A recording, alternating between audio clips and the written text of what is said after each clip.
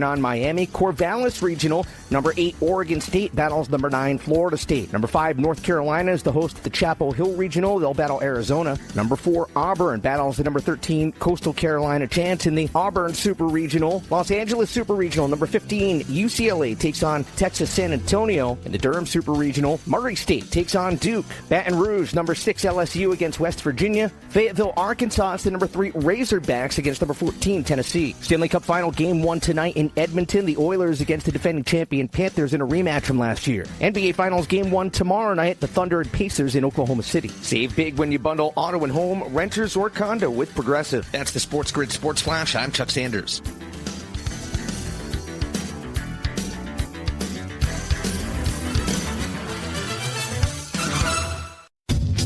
At Skechers, we put the S in comfort. Wait. Skechers put the S in comfort? Yes, comfort you have to feel to believe. Skechers, we put the S in comfort. Let me try. Okay, I'm just stepping in and... Oh, wow.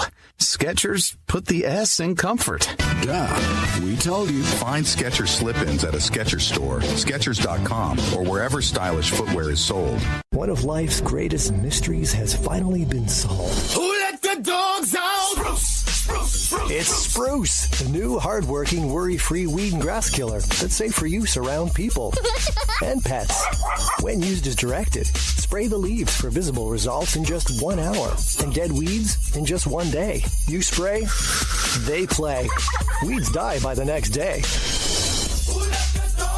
Find Spruce wherever weed killers are sold. You don't have to sink a 30-footer from the end of your driveway to come out of the NBA playoffs smelling like a rose. SportsGrid brings you all the angles, insights, and odds. And more to make you a winner. This is the SportsGrid Radio Network.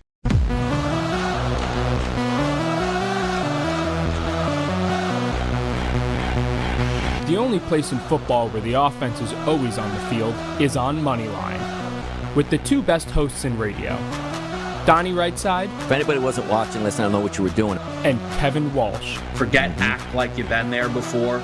On the SportsGrid Radio Network, Sirius XM Channel 159. Best every day now officially underway. It is Moneyline. It is a Wednesday. It's hump day, and it's a solo mission for your boy, Donnie Rightside. And away we go for the next hour. We got a lot of Major League Baseball to get to, which includes a 12:10 Eastern game, a 12:40 Eastern game, and a 1:35 Eastern game, and then the night card that starts at 6:40. Yesterday, not happy with the results. It happens. Ended a nice run of RBI props, but a new run will start today on a Wednesday. There are a lot of good pitchers on the mound per se, but there are some opportunities I do think that the RBIs can creep through, maybe a team total or two, and we'll have some fun and get after it. So many ways to listen as I'm hitting the retweet button right here now from SportsGrid Radio. And that's sportsgridradio.com. Great stuff there. You can check us out on the SportsGrid app. Great stuff there as well. Sirius XM Channel 159 right here. SportsGrid, it's our home on the radio, and also the YouTube channel, which you got to love too. SportsGrid on demand, live with Restream.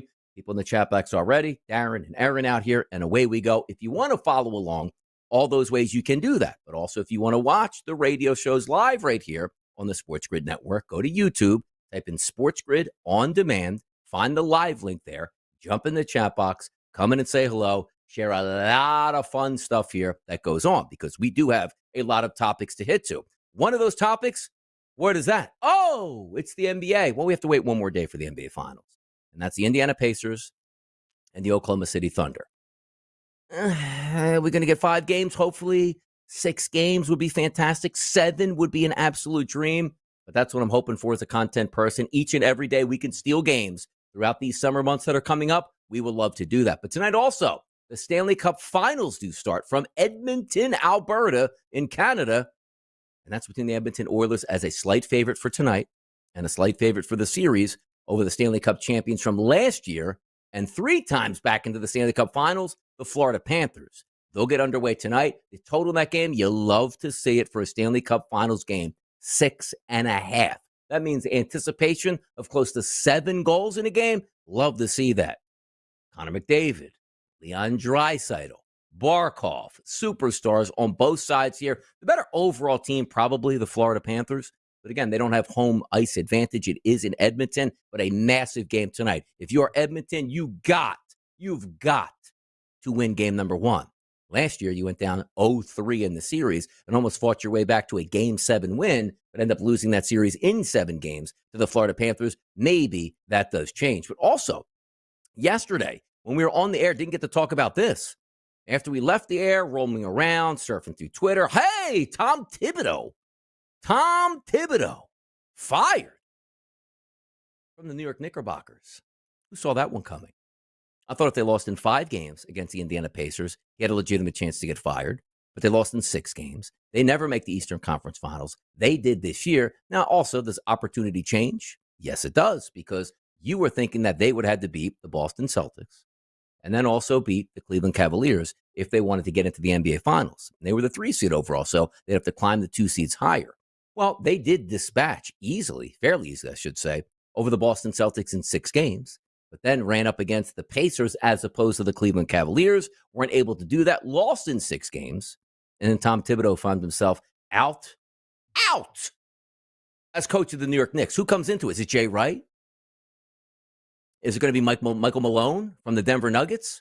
We don't know what's going to happen there, but I thought it was interesting. Was anybody out there thinking that Tom Thibodeau would get fired, to be honest? I don't think so. I wasn't thinking that at all. I thought Tibbs was going to be that coach for a long time, and rightfully so, and got stability back to the organization, a championship caliber roster, making the next step, getting to the Eastern Conference Finals. The Boston Celtics next year, a lot of damaged goods, because we don't know if that team's going to come back complete. And the one thing we do know is Tatum's probably not going to even play next year. If he does, what's he appear back for the playoffs, limpy on one leg at that point? So the chance to strike now for the Knicks is right now. But the fact that Thibodeau is not going to be the head coach anymore, where will he go is a question. But he's getting like $30+ million to just go away, which is pretty incredible. But who is going to take the Knicks and say, hey, man, I could take this team to a championship level, something that they haven't done in is it in 50 years? I guess 50 years, right? 72, 73, in that range. The last time they won an NBA championship, which is crazy to think, in the Mecca, the world's most famous arena, the basketball capital of the world, and they can't win anything. Vic Ferrari chimes in the chat box here. Pacers and Panthers take game 1. So dogs and dogs on top of dogs there, as Vic says there, as we get underway on that. But yes, we do have championship season. That is the month of June. That's what it's here for. The NBA Finals start tomorrow. The NHL Finals start tonight. The WNBA is cruising along, even though I'm not paying all that much attention. Look, I don't pay attention much to the WNBA as is, if you will. But Caitlin Clark down, Paige Beckers with the concussion. Wait for them to come back. It's a longer season. They'll carry us through the summer. By the time we end the NBA Finals, we'll get the NBA draft. After the NBA draft, we'll get some free agency talk. Whereas Kevin Durant going to wind up in the trade market. Teams are looking to remake their squads here for 2025, 2026. And sometimes the NBA, which quite frankly might be the case this year. Talking about the NBA Finals, where it might not be all that interesting, even though I'm hoping it really is. That the offseason once again takes center stage, and how much fun of trading of NBA players, free agency in the NBA, how much money is there, because I just saw Tyler Hero due to get a boatload of money for doing absolutely nothing with the Miami Heat. But you get that at this point now, right? I saw it was at Mikal Bridges, who was really a flame out in the last series up against the Indiana Pacers. He's due for a massive extension. Do they keep him? Do they trade him? Do they change things up? Is Karl Anthony Towns a fit for New York? Now that Thibodeau is gone, can you then move in and say, all right, get a new coach that can work with Karl Anthony Towns? We'll find that out in due time. But I do want to set the stage here. We're going to talk more hot topics a little bit later in the show. But Major League Baseball, it feels like here specifically in the Northeast, we are finally getting to those warmer temperatures, and that's going to help. Yesterday, I thought it was going to be off to a hot start. First inning, first game. Bryce Harper goes yard, beep, got that buzz to my phone. I'm like, ooh, here we go now. Now we just get Schwarber in that game. We got 9 innings to get him an RBI. I had a couple RBI props in Atlanta that didn't work out last night. So it wasn't a great night overall for me. And that does break up a nice run since earlier in the weekend of winning night after winning day, winning night after winning day. And now we get back to the basics today. But it's always nice on a Wednesday. I don't like to be flooded with day games because usually Wednesdays and Thursdays typically maybe getaway days. But we do have 2 games really early in the afternoon in the 12 o'clock hour Eastern, and then a 1:35 game. And then again, as I stated, 6:40 starts it up, a lot of 7 o'clock games, but the nightcap's there. 9:40, 9:45, 10:05, and 10:10 might have some attention there as well, because you are talking about the New York Mets and the Los Angeles Dodgers. Some RBI angles to play in that one. Those 9.5s now started to turn into 10s.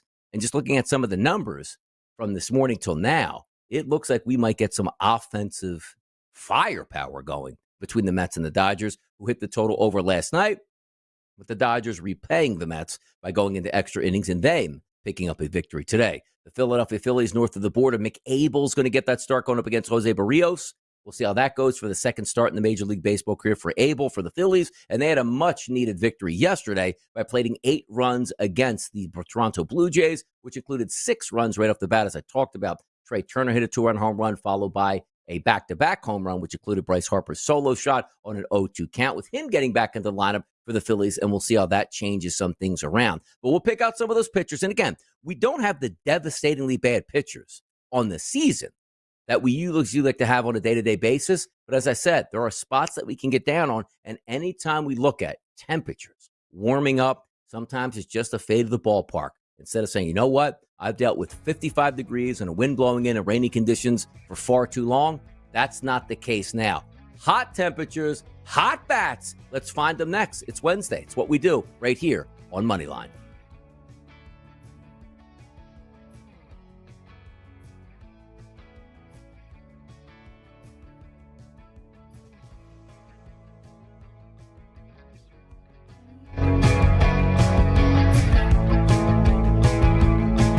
Boys of summer have returned and taken the field for the great American pastime. You should monetize that. Get the winning edge. This is the SportsGrid Radio Network. With the SportsGrid News Flash, I'm Trey Westerberg.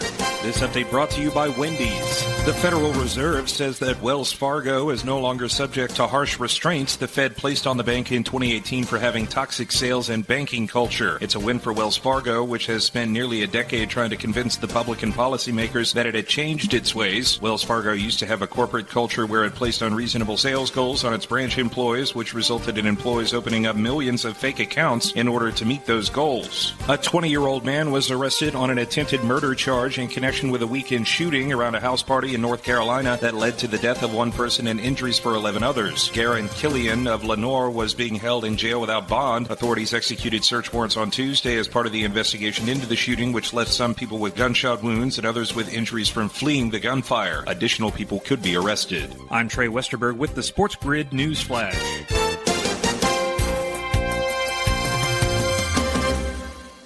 Progressive knows if you have to choose between everyday life and your boat, boat wins. What are you going to do? Take the boat out for a spin or go mail something? Boat wins! Are we cleaning the patio or taking the boat out fishing? Boat wins! Are we skipping that eye exam to go sailing? Boat wins! Rescheduling eye exams can be a nightmare. All right, fine. Eye exam, then boat. Yeah! With Progressive, you can bundle your boat with your home or auto and save with a discount and spend more time enjoying those savings on your boat. Progressive Casualty Insurance Company, affiliates, and other insurers. Not available in all states and situations. When you partner with CDW, your people get more out of technology. CDW AI architects deliver Microsoft services to automate tasks and boost productivity, helping sales reps connect with more customers. Remote teams collaborate seamlessly, and small businesses compete at scale. That's amazing. Make amazing happen. Microsoft and CDW. Learn more at cdw.com/modernwork. You don't have to sink a 30-footer from the end of your driveway to come out of the NBA playoffs smelling like a rose. SportsGrid brings you all the angles, insights, and odds. And more to make you a winner. This is the SportsGrid Radio Network. Chat box here popping already. Aaron Schoen says DRS going to get one of those go for the 2 delicious bagels. Love the 2 delicious bagels. Need 3 delicious bagels on your ride home from the studio. But today I'm in my home studio, so I don't need any rides home at that point now for those purposes. But that's where I went upstairs to get a quick snack here, came back down. The eating window was open, and away we go. And we're going to eat today in Major League Baseball. How many games are on the schedule? Let me see here. We got 1, 2, 3, 4, 5, 6, 7, 8, 9, 10, 11, 12, 13, 14, 15. So we're playing in Major League Baseball, ready to go on a Wednesday. So why don't we get started? Now, I take a look at some of the pitchers' season-long statistics. I just want to get that backboard. Because now what I find myself doing and have a lot of success with Pick out the pitchers on the card on the season. Say, okay, what's the evolution of their season and how have they been pitching as of lately, right? So I take a look at a minimum of 10 innings pitched with some guys on the card today. 14 innings pitched with Kyle Harrison, which isn't a lot. 14 innings pitched with Zebby Matthews of the Minnesota Twins. That's not a lot. Who else has a low number here? 20 innings pitched on the season for Kumar Rocker. And looks like 14 2/3 innings pitched for Jared Schuster of the Chicago White Sox. But 27 pitchers on the card today with at least 10 innings pitched on the season. Mick Abel, not one of those pitchers on the card today, who only had one start for the Philadelphia Phillies, so obviously he doesn't qualify to check into. I'll tell you the guy who finally got lit up in his last start. That's Miles Mikolas. He's back on the mound today. We'll get to that game in just a little bit, but I wanted to bring that up where he's 27th on the card today, but the highest xFIP number on the season right now, 4.90. We don't have anybody in the fives today. Usually it's 3 or 4 guys in the fives that you could certainly hammer away. Now that does change when you get to, let's just say, the last 30 days or so. And we'll take a look at some of those numbers in just a few moments. But he's the low man on the totem pole. Guys that you probably haven't heard before, the Jared Schusters of the world, the Noah Camerons, out here. Tony Gonsolin is also popping up. 31 innings pitched on the season. How about a 5.23 ERA and a 4.46 xFIP number? Wildly high. Ryan Mucho Gusto, as I like to say, for Houston is on the mound today. We faded him in the past. Quinn Priester, Cal Quantrill, Emerson Hancock. Those are guys that are going to be in that wheelhouse today. But let's sort of find where the batters are going to come from and where we can certainly have some fade points here. Let me just bring up my handy dandy rosters today. So we will go and take a look at that now. All right. So now we're in the mix. And we're going to take a look at the batters here of how they've been producing over the past 30 days, which is the most important for a batter. Don't care what you were doing with 52 degrees in the early parts of April. Show me what you're doing as the weather starts to change, and we can certainly get busy. Game number 1 today, that's Colorado and Miami. And let me just list it over here so we can go over the odds as well. Freeland versus Quantrill on the mound, 951, 952 on the rotation, a 12-10 start. So just after we get off the show, you got 10 minutes to place a wager if you want to go that direction. That line opened up overnight at FanDuel at a minus 130 price. It's ballooned up, minus 155s, minus 160s in the marketplace, and a total that opened up at 8.5. Most outlets still showing 8.5 with a sprinkle in of some 8s here. So not a great not a great hitting environment as usual with with Miami in Miami. But now you throw 2 teams, not great plate appearances per se, if you want to be kind. Kyle Freeland on the season. If we look at him against right-handed batters, he's had a struggle. A 224 ISO and a 406 weighted on base percentage. A little bit better to lefties on the season, but the last 30 days, he struggled a little bit with lefties as well. So let me just type in his statistics. On the season, we have Freeland, 61 1/3 innings pitched. How about a 5.72 ERA and an xFIP number of 3.65? So the xFIP number is pretty good. Now let me just tap into the last 30 days here as we go with Freeland. All right, Kyle, what do you got for us here? So we'll go to the splits for Freeland. And on the season, to right-handed batters, his weighted on base percentage is a 385. Home is 430. Now, granted, you say, well, why is that a big deal with the Colorado Rockies pitcher? It is a big deal because he pitches in Colorado. On the road, his weighted on base percentage is 313. That is a massive drop from home and road splits, something to keep an eye on here. Now, also, if we break it down for weighted on base percentage against Kyle Freeland home and away, 283 to lefties and 319 to righties. At home, astronomical. But again, we're not pitching at home. We're pitching at one of the better pitchers' ballparks in Major League Baseball. Here's also a difference. In March and April, he had 30 1/3 innings pitched here, basically the first month of the season. A 335 weighted on base percentage against. How about in May? That ballooned. 31 innings pitched there to 399, something to keep an eye on. But if you are getting to some of the analytical numbers, his xFIP numbers to lefties on the season is a 270. That's spectacular. To righties, it's also not that high. It's 3.94. Now, if we break it down to home and away splits here, his xFIP at home and xFIP away is similar. But if we look at his breakdowns between away lefties, 2.47. Away righties, 3.74. So even though I just told you, hey, Donnie, why don't you just load up right-handed batters? Now, well, number one, there's not a lot of great batters, in the lineup today for the Marlins. Agustin Ramirez, possible play there. Eric Wagaman, possible play. The rest of the lineup doesn't hit lefties all that well. So I do feel like it's going to be a pass because if this was a game at home in Colorado, maybe Freeland can get hit around. True Pitchers Ballpark, I'm not so sure that's the case. Colorado batters today. Let's take a look at Cal Quantrill, which usually it winds up on our fade card, right? We take a look at Cal Quantrill on the season, 49 and a third innings pitched.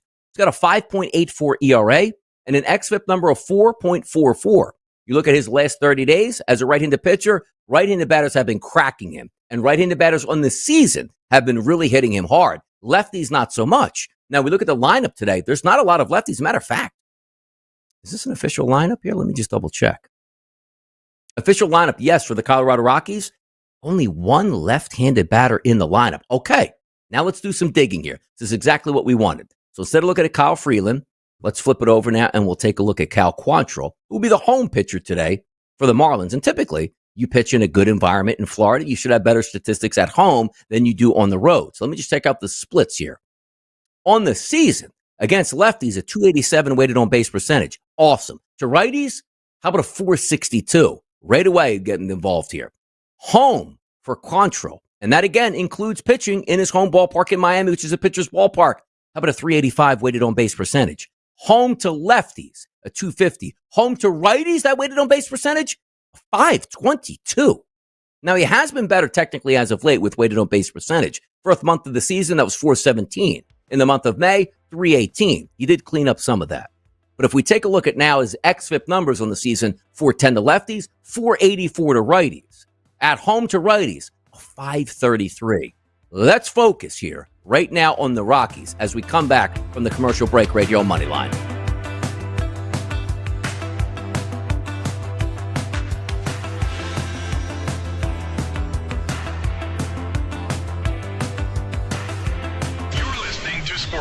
Stamping out the boredom in baseball year after year. We bring you all the angles, insights, and information you need. This is the SportsGrid Radio Network. The SportsGrid Radio Network presents This Date in Sports History. 1964, LA Dodgers pitcher Sandy Koufax tosses his third no-hitter as LA beats the Phillies 3-0. 2 years later, Koufax, with a 27-9 record and 1.73 ERA, retired. Koufax was just 30 years old when he hung up his cleats due to arm injuries. To this day, the lefty remains a pitching legend. For SportsGrid Radio, I'm Mike DeMurgis. The Technology Minute with George Capalbo. A new MIT ping pong robot plays with power and uncanny accuracy. Try and handle this.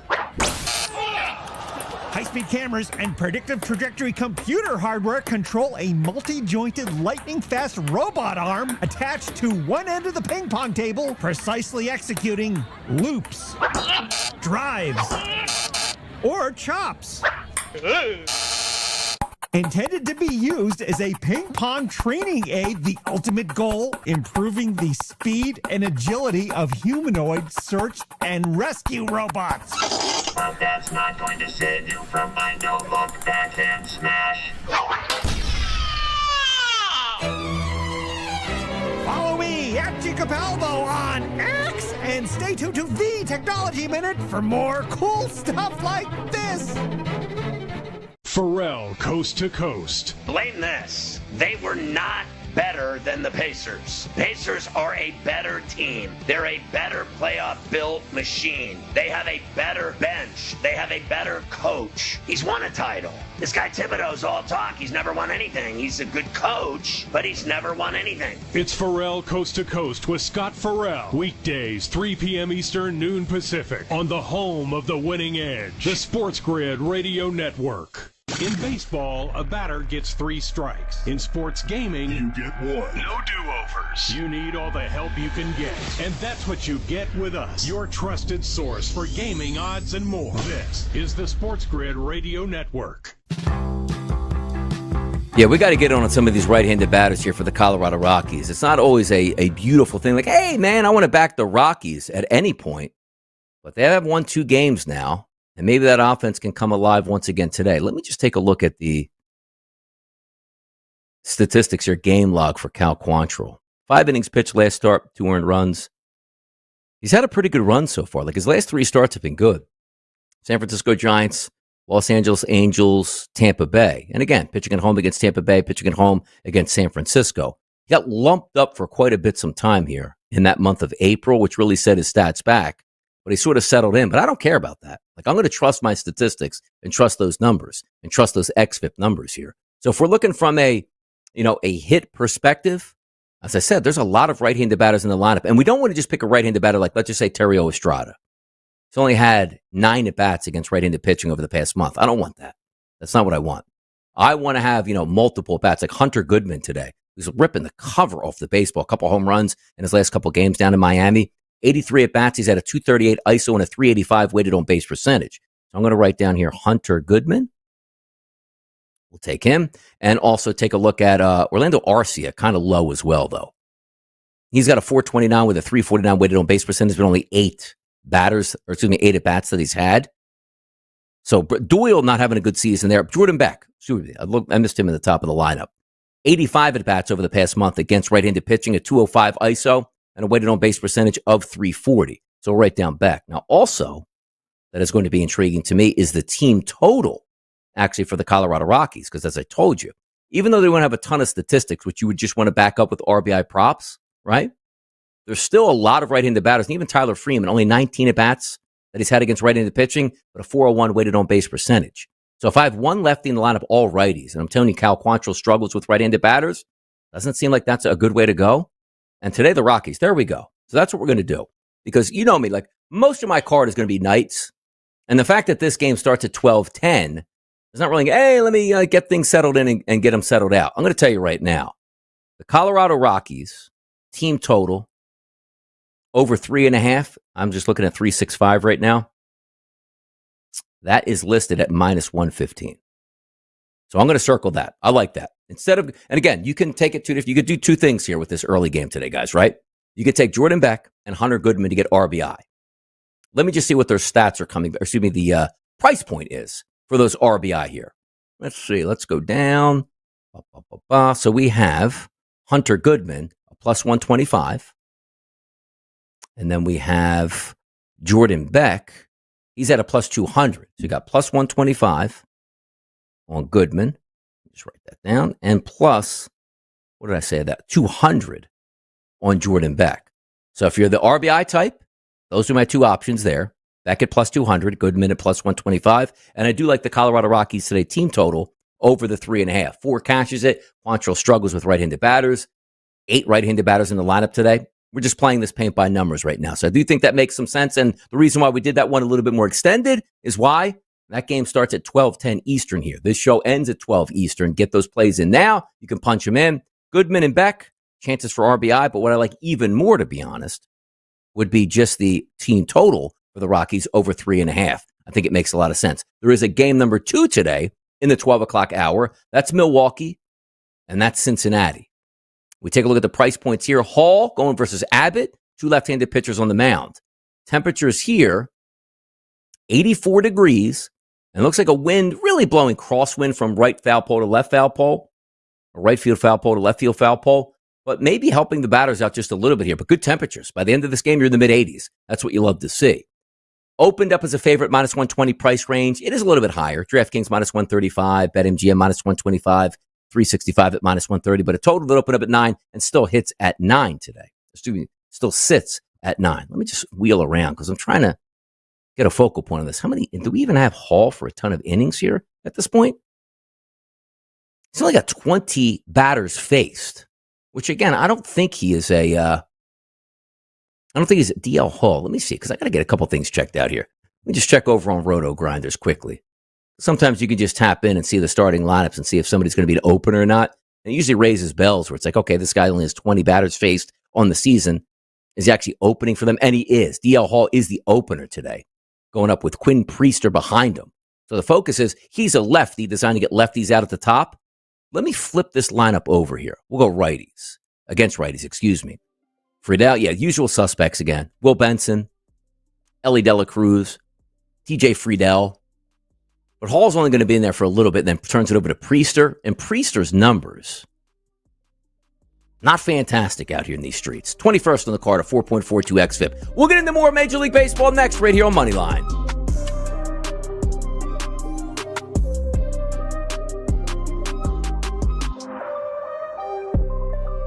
The NBA playoffs. It all comes down to this. And we'll give you all the angles to make sure you win a little something something. This is the SportsGrid Radio Network. Progressive presents the SportsGrid Sports Flash. I'm Chuck Sanders. The New York Knicks have fired head coach Tom Thibodeau after their best run in 25 years. The decision came 3 days after the Knicks were eliminated from the Eastern Conference Finals in 6 games by the Pacers. Thibodeau surpassed Pat Riley earlier this season to rank 4th on the franchise list in victories after leading the Knicks to back-to-back 50-win seasons for the first time since 1995. The Women's College World Series gets underway today with number 12 Texas Tech squaring off with number 2 Texas. It's a best-of-3 series. The Longhorns lost last year's final against Oklahoma. For Texas Tech, it's their first appearance in a Women's College World Series final. Stanley Cup Final Game 1 tonight in Edmonton. The Oilers against the defending champion Panthers in a rematch from last year. NBA Finals Game 1 tomorrow night. The Thunder and Pacers in Oklahoma City. Save big when you bundle auto and home, renters, or condo with Progressive. That's the SportsGrid Sports Flash. I'm Chuck Sanders.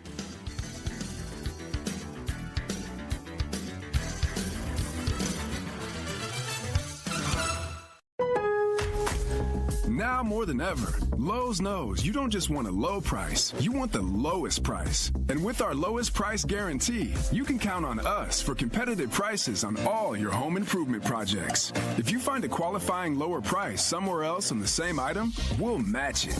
Lowe's, we help, you save. Price match applies the same item, current price at qualifying retailers. Exclusions and terms apply. Learn how we'll match price at Lowe's.com/lowest price guarantee.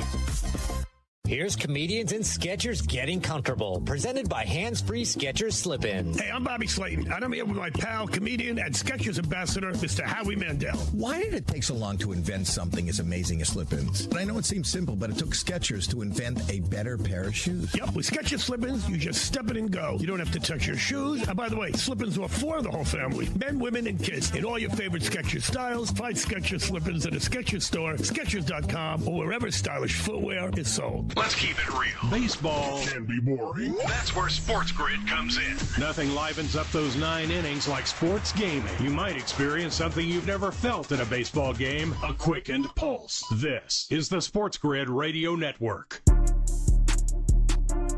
As Kristen Hess says in the chat box, happy hump day. Absolutely. I am your host on this hump day to get you through and look closer and closer to the weekend. And now in the summer, or at least summer temperatures, it feels like, in most areas headed for this weekend. Get down to the lake, drive to the shore, go to the beach, whatever you call it in your area, or wherever you have some fun. It's time to start that summer season, and also those summer batting statistics in Major League Baseball. That ball is going to travel further. Hey, Rob Manfred, you listening out there? I know you listen to the show. Do not dumb down my baseballs here. Keep them juiced up and keep them happy here. Milwaukee and Cincinnati just reviewed that quickly. They're not going to have any action on that game, but if you're late tuning in, Colorado, Miami, team total over 3.5, -115 makes a lot of sense for me. The only other afternoon game today, Los Angeles Angels taking on the Boston Red Sox. 1:35 start here in Boston. This is Giolito on the mound versus Soriano, a favorite for Boston at -122. Now sitting around that -130 to -135 range, depending on where you're shopping at. And a total of 10. Most outlets now showing 10.5. What's not to like about Boston today, guys? 85-degree temperatures at the start. 9 miles an hour wind blowing dead out the center field. A great hitting day. Here's the issue. Are the pitchers going to match up, or are you just going to fade the baseball environment? Say, Donnie, it's Fenway Park. It's warm weather with the wind blowing out. Don't care how good these pitchers are, because you would be right on one side. Because Jose Soriano, as I look at his season, let me just see where he's listed at today on the card. He has 296 batters that he's faced. So where is he at on my card today? Where are you at? Oh, there he is. 11th out of 27th on the season. 68 2/3 innings pitched, a 3.41 ERA, a 3.84 xFIP number. Now also, you take a look at his statistics, he walks too many batters and he doesn't strike out enough, but he's sort of gotten away with it. ISO power numbers against, extremely low. Weighted on base percentages, just about average. Now let me take a look at what Jose Soriano has been doing as of late, as opposed to full season. So we'll go Soriano on the mound. We'll take a look at his splits. All right. Lefties and righties on the season, he's handled very well. Weighted on base percentages, 321 and 315 respectively. Home, he's actually higher than the road. 24 innings pitched at home this year, 388 weighted on base percentage. But look when he gets away. 44 1/3 innings pitched, a 272 weighted on base percentage, and an ERA of 2.03. That sells alarm bells off. In the month of May, 34 2/3 innings pitched. How about a 312 weighted on base percentage? That's pretty good for a pitcher. If we take a look at his xFIP numbers, to lefties, he's higher. He's a right-handed pitcher, a 424 on the season. To righties, that's a 334. If we look at his home xFIP numbers, it's 368. On the road, it's a little bit higher at 393. Away to lefties is at a 450 xFIP number. So if you're just looking to headhunt in this game, you probably will be looking at Toro, and you're probably looking at Rafael Devers. Wilyer Abreu in the 3 spot today, 240 ISO power number in his last 30 days against right-handed pitching does make a little bit of sense. I'm just not happy overall with that lineup. And also, Soriano has dodged some bullets and has some pretty good statistics. But again, he doesn't strike guys out, and he walks guys, which means hopefully players will be on base. Because if you're looking for a total, you're not going to get better temperatures and a wind condition here in Boston than you are going to get today. Lucas Giolito on the opposite side. Not really looking to fade him by much. Little bit leaky to lefties, but the lineup doesn't have a lot of great lefties here in it for the Angels. Ward's got good statistics. Trout has good statistics. Zach Neto has good statistics over the past 30 days here against right-handed pitching. And Trout's only had 13 at-bats against right-handed pitching, but 308 ISO power number, 670, weighted on base percentage in those limited shots. So for me, going to be a pass. I hate to say that because I love when weather conditions are this way. And if you're just fading those two pitchers on the mound saying, I think we get runs today, well, the betting public is speaking up because that total that sat at 10 at the opening number is now 10.5. That's Coors. That's Coors Field numbers, people, in Boston today. Perfect weather conditions. So as I said again, maybe on Boston's side, you say, okay, let me get an RBI proper to Devers, Wilyer Abreu maybe. Actually, Toro can fit. Toro does fit decently in there, though. 51 at-bats, 255 ISO, 380 weighted on base percentage. I'm going to lay off this one. I'm trying to stick with perfect statistics that really meet the eye for us, but that one certainly, no doubt about it, is interesting. Let's get to the night card. Houston and Pittsburgh tonight, 6:40 p.m. Ryan Mucho Gusto, a guy that I love to fade and has paid dividends for me, going up against Burrows, the right-handed pitcher for the Pittsburgh Pirates. This line opened up around a minus 135 price point here for Houston. It's dipped a little bit down that 128, 129 area. A total of 9 still sits at 9. Some outlets show 9.5, but the prevailing number looks like it is a 9. So hard to take the Pittsburgh Pirates, though. Like, I would love to fade my guy Gusto. I think it's pronounced Gusto, but Gusto just because of the Mucho Gusto. 39 innings pitched, 4.62 ERA, 4.45 xFIP number. That's right in the wheelhouse where you can do some damage with over his 39 innings pitched. The one thing we look at Gusto is he is terrible against left-handed batters, which is a good sign because O'Neal Cruz is in that lineup as a left-handed batter. He's got a high K rate, but boy, does he have some great power numbers. 83 degrees today, people, in Pittsburgh with a light wind blowing out to left field. The only problem, Brian Reynolds, who will bat as a lefty against Gusto. He doesn't have good statistics. Spencer Horwitz, he doesn't have good statistics as a lefty. That's the only other lefties in the lineup here. So the rest of them will be righties. If I'm looking for one shot out of the Pittsburgh Pirates today with Gusto on the mound, it's O'Neal Cruz to get an RBI. Hate that, though, where it's like the one guy you like is the leadoff batter. Now, granted, he only leads off technically in one inning, but you hear what I'm saying. Like, you like that first inning. It's like, hey, leadoff single, then a walk. It's like, okay, now I got my 3-4 guys up, ready to pound out some baseballs here. Always tough to take a team total or anybody outside of O'Neal Cruz for the Pirates. Mike Burrows on the mound. 39 batters faced. Hammered so far. Now, here's where we're going to dig a little bit deeper, guys, which you're going to like. So we'll take a look here at Mike Burrows. Just bring up some statistics on him because you're saying, well, we really don't have a lot to go off of with what he's done at the Major League Baseball level. So we look at his game log here. 2 starts. Excuse me. It looks at, yes, 2 starts. Not showing. Okay, 2. Sometimes I can't read them. I feel like I'm dyslexic. 2 starts, 1 against Milwaukee, 1 against Arizona. May 22nd and May 27th. In the May 22nd start, 5 innings pitched, 4 earned runs giving up, which included 2 home runs, only 3 strikeouts. Pittsburgh at Arizona, he made it 3 1/3 innings pitched, guys. 5 runs, 4 of those earned, including a home run, a couple walks, and limited strikeouts. Now we're on to something here. All right, now let's take a look and we say, well, Donnie, that's not a big sample size. You say to try to avoid that here. Understand it, typically so. Good weather conditions, I might try to bend some of these rules. Let's take a look at his minor league starts to sort of match this up. Because is this one where he got promoted because he's been pitching good in minor league baseball or because he got torched in minor league baseball? We stink as a team, and I don't want to bring up any of my better pitchers, right? So he pitched in the minors this year. He's got, does it show? Because let's see. We'll go to advanced statistics. 11.41 Ks per 9, which isn't bad. It's actually a pretty good number. Batting average against is a 193, which is very good. ERA in minor league baseball at 2.51, very good. And this is all AAA starts, by the way, not single A, Appalachian League or whatever. These are AAA starts. And an xFIP, which is a little bit high at 4.47.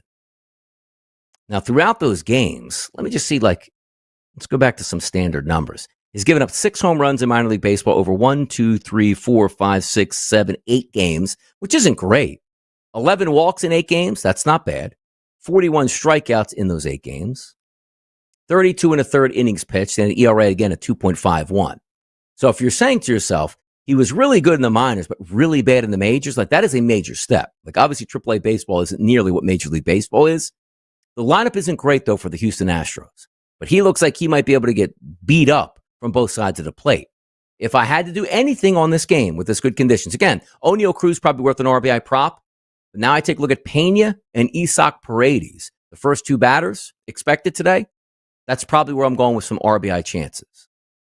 Victor Caratini a little bit later down, a 365 or 355 weighted on base percentage. Not going to go that far. Not a lot of strikeouts in the lineup, which is good because Burrows, through his first 39 batters he's faced, has only got a 12% strikeout rate. So the ball will be in play, and that might be a positive. Just not a great-looking lineup overall. But if I did have to say, Donnie, you got to come away with 2 RBI props. It's Pena and Paredes up top. Let's get through a lot more of these games here on a Wednesday afternoon right here on Moneyline.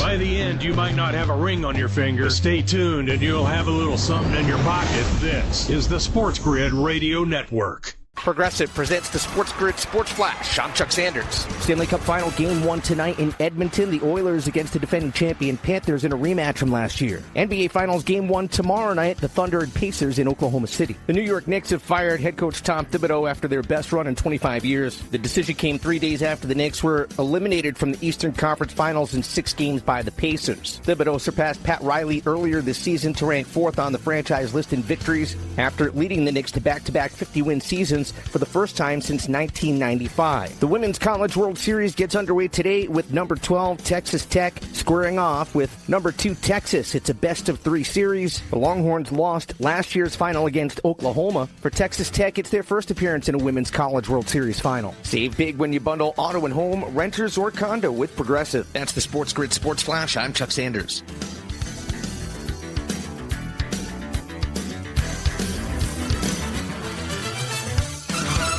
Progressive knows when you're in your RV, you're already on vacation. That's when you become Vacation You, who just camped where there's absolutely no shade. Even though regular you burns easily. In fact, Vacation You burns too, but is too stubborn to admit it, which is why regular you gets in trouble at the dermatologist, because Vacation You doesn't do doctors. So bundle your RV with your home or auto policy and earn an automatic discount from Progressive. And spend the savings on the both of you. Progressive Casualty Insurance Company affiliates and other insurers. Not available in all states or situations. Testing. We're live from Chick-fil-A. This is Grant. And this is Laura. And a little thing we love about the Chick-fil-A Smokehouse Barbecue Bacon Sandwich is that sweet bun. And that chicken filet was perfectly crispy and soft at the same time. And that Smokehouse Barbecue sauce, it's a lot of fun. And the brown sugar bacon definitely had a little bit more pizzazz. Also, the Mac, one of the all-time greats. Man, I'm getting hungry. Order the Smokehouse Barbecue Bacon Sandwich and a Coca-Cola on the Chick-fil-A app for a limited time. Real guests paid for their testimonials. Springtime. When a young man's fancy turns to... Get your mind out of the gutter. For sports gaming strategies and information that gives you an unfair advantage, you'll find it all right here. It's the winning edge. This is the SportsGrid Radio Network. Right back at it here. Sports Grid Network. Talking Major League Baseball action, having some fun doing it, and trying to get through so many of these games that we can. So getting through the first couple games, 12-10 start, as I said multiple times. That's coming up in under a half hour. Colorado and Miami. I'm going to take a little dabble on the over 3.5. There's a team total at a minus 115 price, which was at bet 365. Let's keep moving. Houston, Pittsburgh, told you. Very limited action on a couple RBI props that you might want to dig into as we get to the Chicago Cubs and the Washington Nationals. Boyd versus Gore, 2 lefties on the mound today in Washington. 8.5 the opening number for the total. still sits at 8.5. The side, minus 135 or so, a little bit higher, around its minus 140s to minus 145s at certain outlets here. Boyd, on one hand, let me see where he is. And again, as I said, to start the show, a lot of these pitchers have some pretty good statistics. Boyd's season, 9th overall on the card today, 61 and a third innings pitched, a 3.08 ERA, and a 3.75 xFIP number. Here's another issue, though. You take a look at it. He's been pretty good for between lefties and righties. Abrams, Rosario, Wood. That's it on that roster today. And also looking at, well, you can just take those blind. Well, it's 85 degrees in Washington today, which again stinks because you're getting some unbelievable temperatures. Maybe this changes tomorrow on a Thursday and into the weekend where these temperatures stay hot, but we get the tomato cans on the mounds, right? So I don't say, well, I'm going to go Amadou Rosario, I'm going to go James Wood, I'm going to go CJ Abrams. I'm passing on that side because Matthew Boyd does have some pretty good statistics that I don't want to fade. Mackenzie Gore on the other side. He's a left-handed pitcher. He's been very good against right-handed batters. Here's the issue, too. The Chicago Cubs, even though it's good temperatures in Washington. Seiya Suzuki, Nico Horner, and Justin Turner have solid numbers against left-handed pitching over the past 30 days. The rest of that lineup has been really bad against lefties. So sort of leaving that out. Let me take a look here, too, because let's just go. I'm just going to put some splits in here on this card for the last 30 days just to get an overall look. So we'll go minimum of 5 innings pitched. Splits, we'll take a look at the last 30 days, and we'll look at those xFIP numbers. Because Gusto, again, one of those guys I like to fade, only 11 innings pitched over the past month, 5.85 xFIP number. Jared Schuster, we haven't got to yet, 5.48. Mike Burrows, only 8 innings pitched. He's got that high number at 5.40. Tony Gonsolin, we'll get to in a little bit later. His numbers are high. Jeffrey Springs are higher. Miles Michael is higher. Emerson Hancock, you get the point here. I just wanted to get a good look. Like Mackenzie Gore, he's third on the card over the last 30 days, guys. 2.82 ERA, 2.42 xFIP number. And Boyd is 6th on the card just over the last 30 days at an xFIP number of 2.93. See where we're going with here? It's a shame that temperature is so good right now, but we can't use it to our advantage in most spots. Head up to New York. Cleveland Guardians and the New York Yankees had a couple RBI props yesterday go up in flames for the Yankees as Jazz Chisholm hit a Little League home run in the Bronx that made it barely into the first row. That probably wouldn't have gone out of anywhere, even your local municipal high school field, but it goes out in New York. 74-degree temperatures today in the Bronx, and a wind blowing really side to side, right foul pole to left foul pole at about 7 miles per hour. Ortiz versus Schmidt today. Heavy favorite for the Yanks, open up around 175. That number now creeping towards minus 200 at a lot of outlets here. The total at 9 still sits at 9 here. So let's take a look at Luis Ortiz over the past 30 days. Where are you at? 10th on the card, which isn't bad. 3.95 ERA, 3.61 xFIP number, 27 and a third innings pitched. He has struggled over the past month, guys, with left-handed batters. ISO power numbers 250, weighted on base percentage 349 through 57 batters. And also in the season, he's got over a 200 ISO power number against with lefties.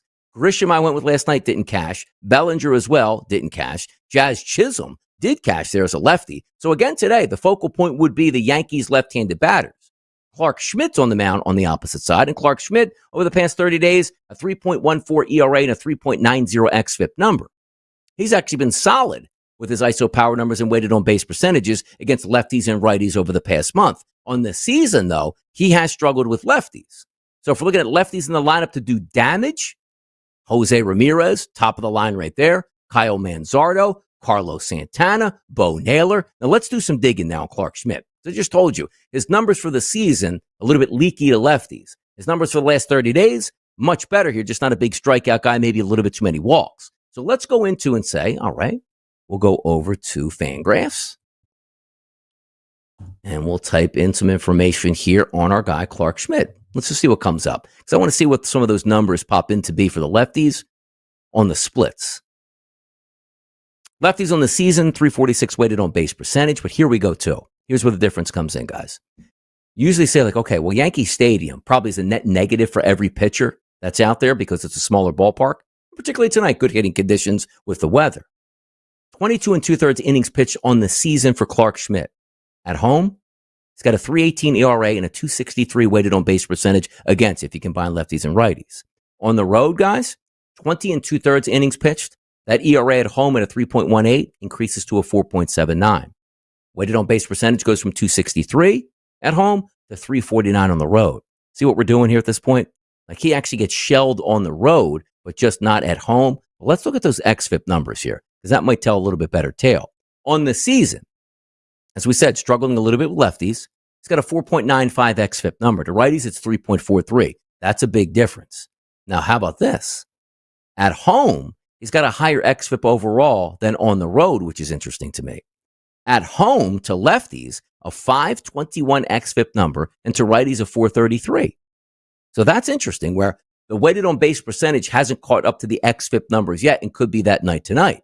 So for me, if I'm looking again from that RBI perspective, I'm probably going to sort of lean towards lefties, which would be right in the middle of that lineup. Like Kwan bats leadoff. He doesn't hit for any power, but he still has a 335 weighted on base percentage. Now, also, you know what? This is interesting.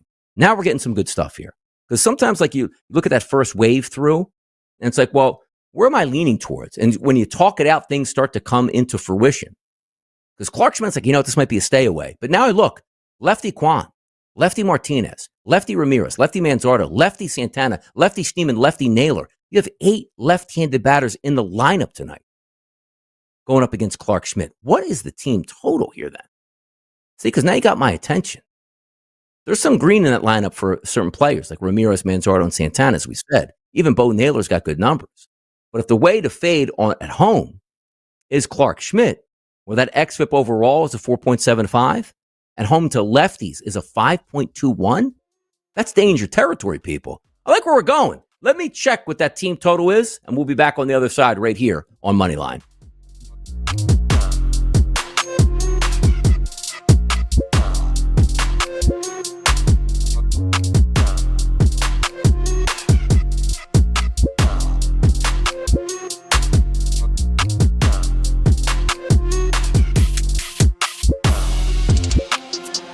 Care what your high school girlfriend told you. You are a winner. Or at least you will be if you keep it here. This is the SportsGrid Radio Network. The new SportsGrid app is now available on iOS and the App Store. Experience the ultimate sports betting companion that provides personalized content from your favorite hosts. In-depth matchup previews, game and prop picks, live odds, stats, scores, and more. All in one place. And of course, on the SportsGrid app, you can tune into our live television and radio coverage anytime. On the go, wherever you are. Download the SportsGrid app on the iOS App Store now. It's smarter to be on SportsGrid.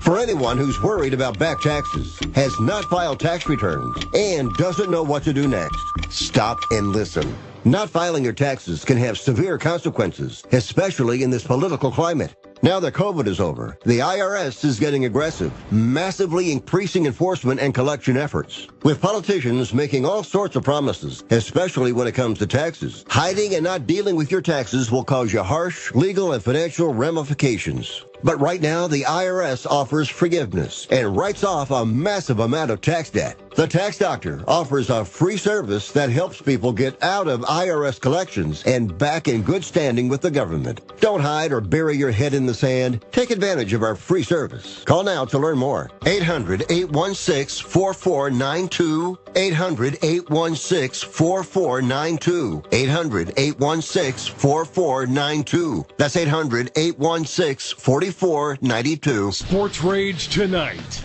Cooper Flagg, I think he is a generational player. He's a can't-miss type of all-star for the next 12 years. And he's only going to get better. Guys, he's still a freaking kid, man. Let's be real. He's still a kid. This guy is a badass basketball player. They started telling me that he's a long line of white guys that won't amount to anything. You're wrong. He's that good. It's Sports Rage Tonight with Gabe Morency. Weekdays, 10 p.m. Eastern, 7 Pacific on the SportsGrid Radio Network. If you want to be an alpha, you've got to get the winning edge. It's kind of a necessary ingredient if you want to lead the pack. So mark your territory with the winning edge. You're in the big leagues. This is the SportsGrid Radio Network. A little sneaky team total. Take a look at the Guardians, guys. 3.5 minus 115 going up against the New York Yankees today. 8 left-handed batters expected in the lineup tonight against Clark Schmidt. Nice hitting conditions tonight in the Bronx. Maybe that's something we go for. Because one thing you also look at is that Yankees bullpen. Luke Weaver down for a couple weeks with that hamstring injury. Devin Williams was the closer, came in last night. The game was 3-2. But it was 3-1 when he got in there, gave up a run in the ninth. So maybe not a stern bullpen help today. Maybe that's something. So 2 team totals to look at. Colorado's team total over 3.5. Same thing with the Cleveland Guardians at over 3.5 as well. Interesting there. Philadelphia Phillies game, we talked about this a little bit earlier. 75-degree temperatures north in the 6 today in Toronto. Mick Abel's going to be on the mound. Was fantastic in start number 1, but that was against the Pittsburgh Pirates. Going up against a much different lineup today that's been raking right-handed pitching. Bo Bichette, Vladimir Guerrero Jr., Addison Barger, Alejandro Kirk, George Springer, Nathan Lukes, all monster weighted on base percentages against right-handed pitching. Tough to gauge to see how Abel's going to do. Jose Barrios on the mound on the other side, little leaky to lefties. Schwarber, Harper, probably a good look today again for RBIs. Had them yesterday. That was the only game I cashed in. I had one RBI prop that hit right off the bat with Bryce Harper's home run. And then Kyle Schwarber 0 for 5 yesterday with 3 Ks. Come on, baby. As IOD checks into the chat box here, SportsGrid on demand on our YouTube channel. A lot of people subscribing out there. It looks like 7,150, I want to say now. So we're building it there day by day. You want to watch us live on the radio? That's how you do it. SportsGrid on demand on YouTube. All right. Nothing really from that Phillies game for me per se. Let's get through it here, try to speed up. Arizona and Atlanta. Merrill Kelly going up against Chris Sale. Not in love with that game, but I'm not going to pay that price here on the Atlanta Braves. High number. Chris Sale's a good pitcher. Merrill Kelly's been decent. That lineup hits really well. Talking about the Arizona Diamondbacks against left-handed pitching. We'll see if that's sort of an even out. Don't love that game from either side. Texas and Tampa Bay. Kumar Rocker back on the mound after not pitching for the past month here, brought back up. I don't even know if it was an injury or not. But the lineup for Tampa Bay has hit right-handed pitching really, really well. This game is in Tampa, 77-degree temperatures, chance of rain in the forecast, but good hitting environment overall. Shane Baz on the opposite side has struggled a bit, but not a great lineup here for Texas. Maybe a pass. Detroit and Chicago. Yesterday, the White Sox absolutely crushed Detroit, one of the better teams in the American League. 60-degree temperatures, boo. 35% chance precipitation, don't like that. 7-mile-an-hour winds blowing out here. Sawyer Gibson Long is on the mound. Don't have any statistics on him. Probably going to pass on that. Jared Schuster on the opposite side. 71 batters he's faced. He's got low ISOs, but high weighted on base percentages. Probably just a dead game overall. Kansas City and St. Louis. Noah Cameron's on the mound. He's got high xFIP numbers, but really good, peripheral numbers. 98 batters he's facing, 0.78 ISO and a weighted on base percentage of 203. That's interesting. St. Louis Cardinals going to send Miles Michaelis out there. Finally got thumped up in his last start. Don't love the lineup as it presents itself for Kansas City today. Maybe Jack Caglione gets his first base hit in his Major League Baseball career. The Seattle Mariners and the Baltimore Orioles from Seattle tonight. Cade Povich will be on the mound. Julio Rodriguez, Cal Raleigh, all check out extremely well against left-handed pitching. Crazy numbers for those two. But the rest of the lineup, they stink. Emerson Hancock on the opposite side. His last 30 days. What's Emerson been? 5 ERA, 4.64 xFIP number. But again, not a great hitting lineup here for the Baltimore Orioles. They won yesterday. The Orioles got a couple wins in a row. Can they make it, even more wins? I think they're going for their 4th win in a row. I think they've already won 3 in a row, which is saying something because that team stinks right now. Not a great card there between Baltimore and Seattle. San Diego and San Francisco. Nick Pavetta's on the mound against a lineup that absolutely stinks for San Francisco. True Pitchers Ballpark. They went to extra innings yesterday, guys. They only scored 5 combined runs between the two in a 3-2 victory. By who won? By the way, I don't even remember who won yesterday. Was it San Diego? I think San Diego went on the road and won that game. Today, close to a pick'em. Harrison on the mound on one side. It's just, again, leave that one alone. Unless you're just looking to fade the ballpark and you say, I want to go over, which is ridiculous. I would back the ballpark out there. I'm going under at this point, man. My goodness. Zebby Matthews going to be on the mound tonight for the Twins as they go up against the Athletics. I'll tell you, I missed last night. I did. Buxton and Correa were the right moves last night. Both of them got RBI. Newcomb's on the mound today, a lefty. You probably want to focus again on righties. It's probably Buxton and Correa. It's a small ballpark. Don't necessarily love it, just the way it is. But tonight, guys, New York Mets and the Los Angeles Dodgers. That's a 10-10 start. Griffin Canning is the better pitcher on the mound today, but you love that lineup for the Dodgers, typically on a night-to-night basis. Canning struggles a bit with lefties. You're looking lefties there, but the Mets lineup checks out so well against Tony Gonsolin. Maybe just a team total for the Mets as well. I'll have more plays later. The Rockies are coming up next. Can they get the 4 runs? We'll find out. For JP behind the wheels of steel, I'm your boy Donnie Rightside. See you tomorrow for another edition of Moneyline.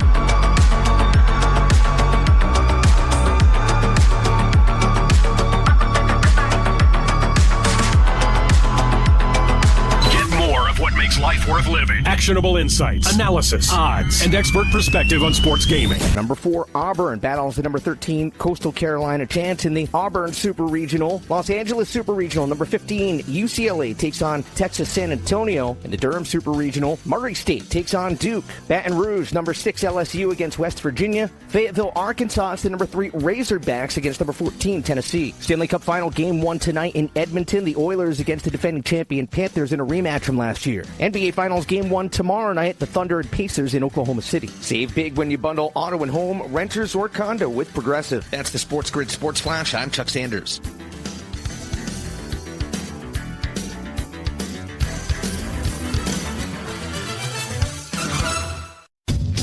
At Skechers, we put the S in comfort. Wait. Skechers put the S in comfort? Yes, comfort you have to feel to believe. Skechers, we put the S in comfort. Let me try. Okay, I'm just stepping in and... Oh, wow.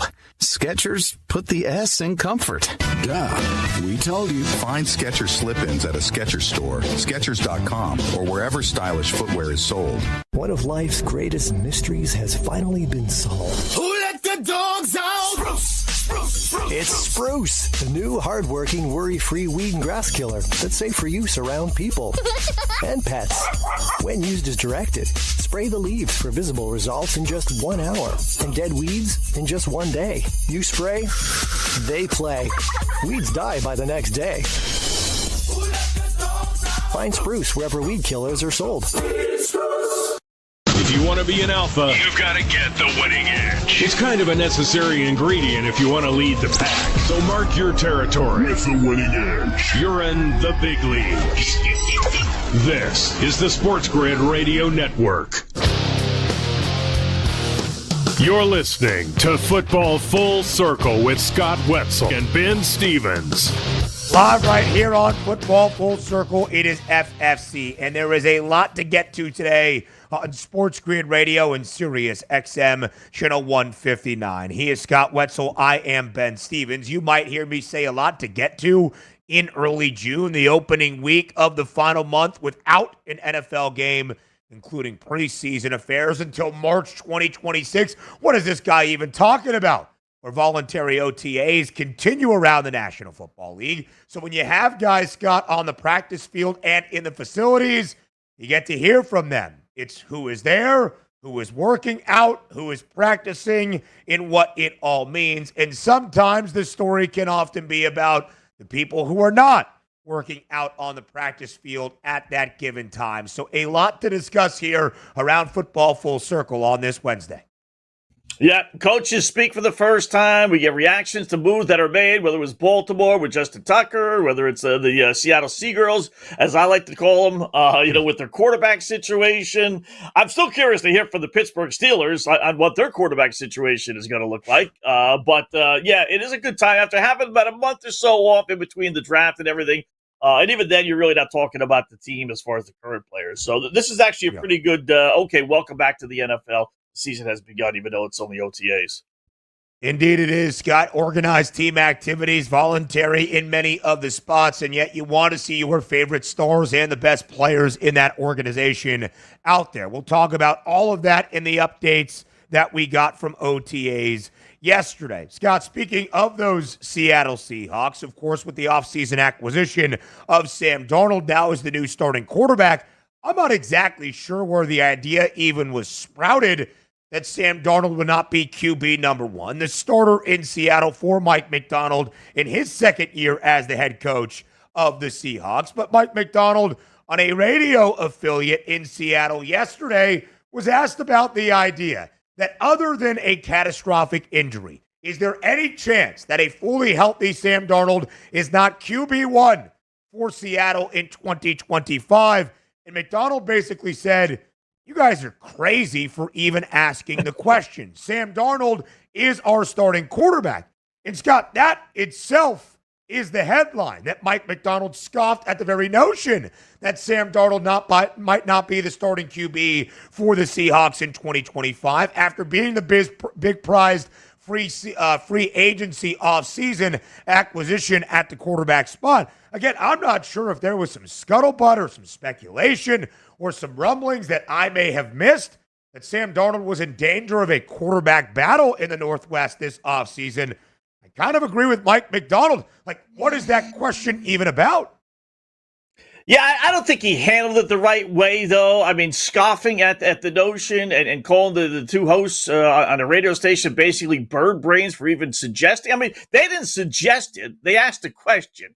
You know, you and I have been in a lot of locker rooms, and sometimes these guys, Ben, who are asked the question, take it out of context. It's only a question. I'm not telling you that it should be a quarterback competition. I just want your answer. Maybe, who knows? Maybe you'll say something stupid and say, yes, it is. Maybe, a lot of coaches will say no jobs are secure. Tom Brady had to fight for his starting job every single year with the Bill Belichick. I mean, so I'm not telling you there should be one. I'm just asking you. And yet sometimes those subjects take it as an insinuation where maybe it's not. But that said, now the guy threw a couple of interceptions. Who cares? 7 on 7s, right? It's June. Who cares? And that's what led to the question.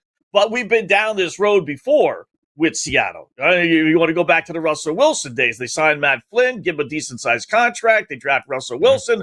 And who ends up being the starter? Russell Wilson. They spent, a third-round pick on Jalen Milroe? I mean, again, we've seen this before with the Atlanta Falcons just last year. You bring in Kirk Cousins, you give him all this money, then use a first-round pick on Michael Penix Jr. Now, this wasn't a third-rounder, but it does, to me, indicate, okay, if you're really, really, really sold on Sam Darnold, why would you be using a third-round pick on a backup player? So, some of the things they have to be held accountable for, Seattle, that leads people to suggest, okay, maybe there is a quarterback competition. Yeah, Scott, it is a fair point, right? In terms of the assessment and the context for it, I think that context necessary. Like you said, it's not on the radio hosts that are saying, hey, Mike, we're a better head coach than you. You should not start Sam Darnold because of some inefficiencies in OTAs. I just basically presumed, and I think everybody has, that when you sign a 3-year, $100.5 million deal, $33.5 annually, $55 million guaranteed, that Sam Darnold, even if we question the ceiling that he can elevate an NFL organization to, is that settled in starting quarterback from the very start of his tenure in Seattle. But you bring up a good point about Jalen Milroe, pick number 92 in the 2025 NFL draft, midway through that third round. It's an interesting thing, right? A third-round selection, late in day number 2. There is certainly some optimism, Scott. It's not just a 6th or 7th rounder late in day 3 that, hey, if this guy turns in to be a career backup and is in the organization for 3-4 years, maybe into a second contract, fantastic. We hit a diamond in the rough. When you're drafted on day 2 in round 3, that's kind of the last time an NFL organization thinks that maybe, just maybe, there's an outside chance this guy could compete for a starting job at some point during his rookie deal. Jalen Milroe is an interesting case study in that very notion. Because I think, Scott, when he was selected, the first question everybody asked, okay, how is Seattle going to incorporate him? How is new OC Clint Kubiak, after a decent year in New Orleans the year prior, planning on utilizing the freakish athlete that is Jalen Milroe? Probably not polished as your starting quarterback in the National Football League, but could we see Milroe right away in some different packages, utilizing that athleticism and, of course, his running ability? So I think that does give a little bit of credence into the notion that Sam Darnold might be the starter, but we could see Jalen Milroe in actual game action from the very start of his NFL career. Yeah, and what this also tells you, Ben, is that if they're bringing this up June 2nd, which I believe the interview was yesterday, then we're going to be living with this. If you're a Seattle fan, you're going to be living this with June, July, August, and more importantly, September, if Sam Darnold doesn't get off to a good start, right? If they're wondering about who the starting quarterback is first week of June, then the leash for Sam Darnold, with the Seattle fans anyway, I'm not saying about the head coaches and the coaching staff, but with the Seattle fans, especially if Milroe shows a little something in the preseason, like a lot of these backup quarterbacks do. I mean, there's a ton of quarterbacks that they look great in the preseason, and it gives you a false premise on how good they may or may not be in the NFL in regular season. So if they're questioning about Darnold now, I mean, I can't help but think they're going to be questioning about him, this whole first year, unless he gets off to a start like he had last year against with Minnesota. And that is the question, right, Scott? There was some conversation during 2024 and the Vikings winning 14 games that might the Vikings look at Sam Darnold as their QB of the future, despite drafting J.J. McCarthy top 10 the year prior, or at least that April prior, entering 2024. They were invested in the rookie, had Sam Darnold's performance and having a career best year under the offensive mind that is Kevin O'Connell changed that assessment. Obviously, Sam Darnold stumbled on the biggest stages of the year. Regular season finale against Detroit, coughing up a chance to win the NFC North, falling into a wild card spot, and then even as a slight road favorite, but neutral site favorite against the Rams, looked awful in that game against LA to start off the postseason, basically quelling the idea that Sammy D could be the starting quarterback in Minnesota or even compete for the job with J.J. McCarthy, and thus he hit the free agent waters, got himself a pretty rich deal with Seattle. Scott, we'll talk more about the Seahawks and your outlook on the Hawks entering 2025. The win total is 7.5 for Mike McDonald and his team entering year number 2. The over has the slight bit of juice at minus 135. Seattle was the only team around the National Football League a year ago to win double-digit games, that being 10, and miss out on the postseason. We'll talk about what Seattle can expect for 2025, more than likely with a new starting quarterback under center in Sam Darnold on the other side of the break here on Football Full Circle. We're just getting going on SportsGrid Radio. Come back and join us.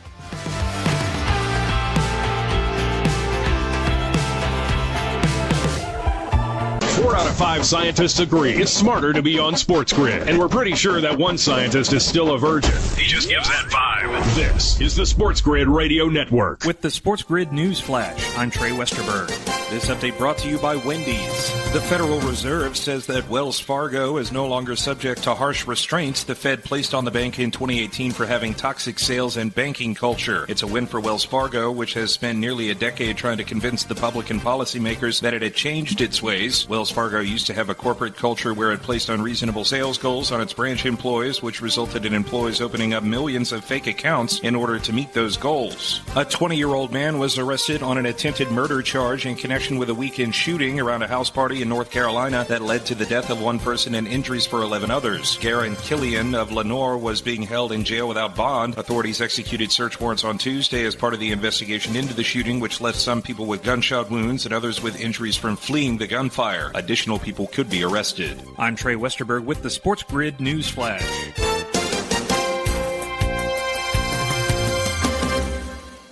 Progressive knows if you have to choose between everyday life and your boat, boat wins. What are you going to do? Take the boat out for a spin or go mail something? Boat wins! Are we cleaning the patio or taking the boat out fishing? Boat wins! Are we skipping that eye exam to go sailing? Boat wins! Rescheduling eye exams can be a nightmare. All right, fine. Eye exam, then boat. Yeah! With Progressive, you can bundle your boat with your home or auto and save with a discount and spend more time enjoying those savings on your boat. Progressive Casualty Insurance Company, affiliates, and other insurers. Not available in all states and situations. When you partner with CDW, your people get more out of technology. CDW AI architects deliver Microsoft services to automate tasks and boost productivity, helping sales reps connect with more customers. Remote teams collaborate seamlessly, and small businesses compete at scale. That's amazing. Make amazing happen. Microsoft and CDW. Learn more at cdw.com/modernwork.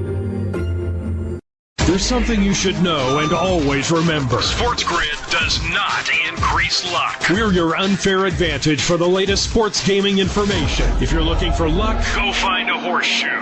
This is the SportsGrid Radio Network. You're listening to Football Full Circle with Scott Wetzel and Ben Stevens.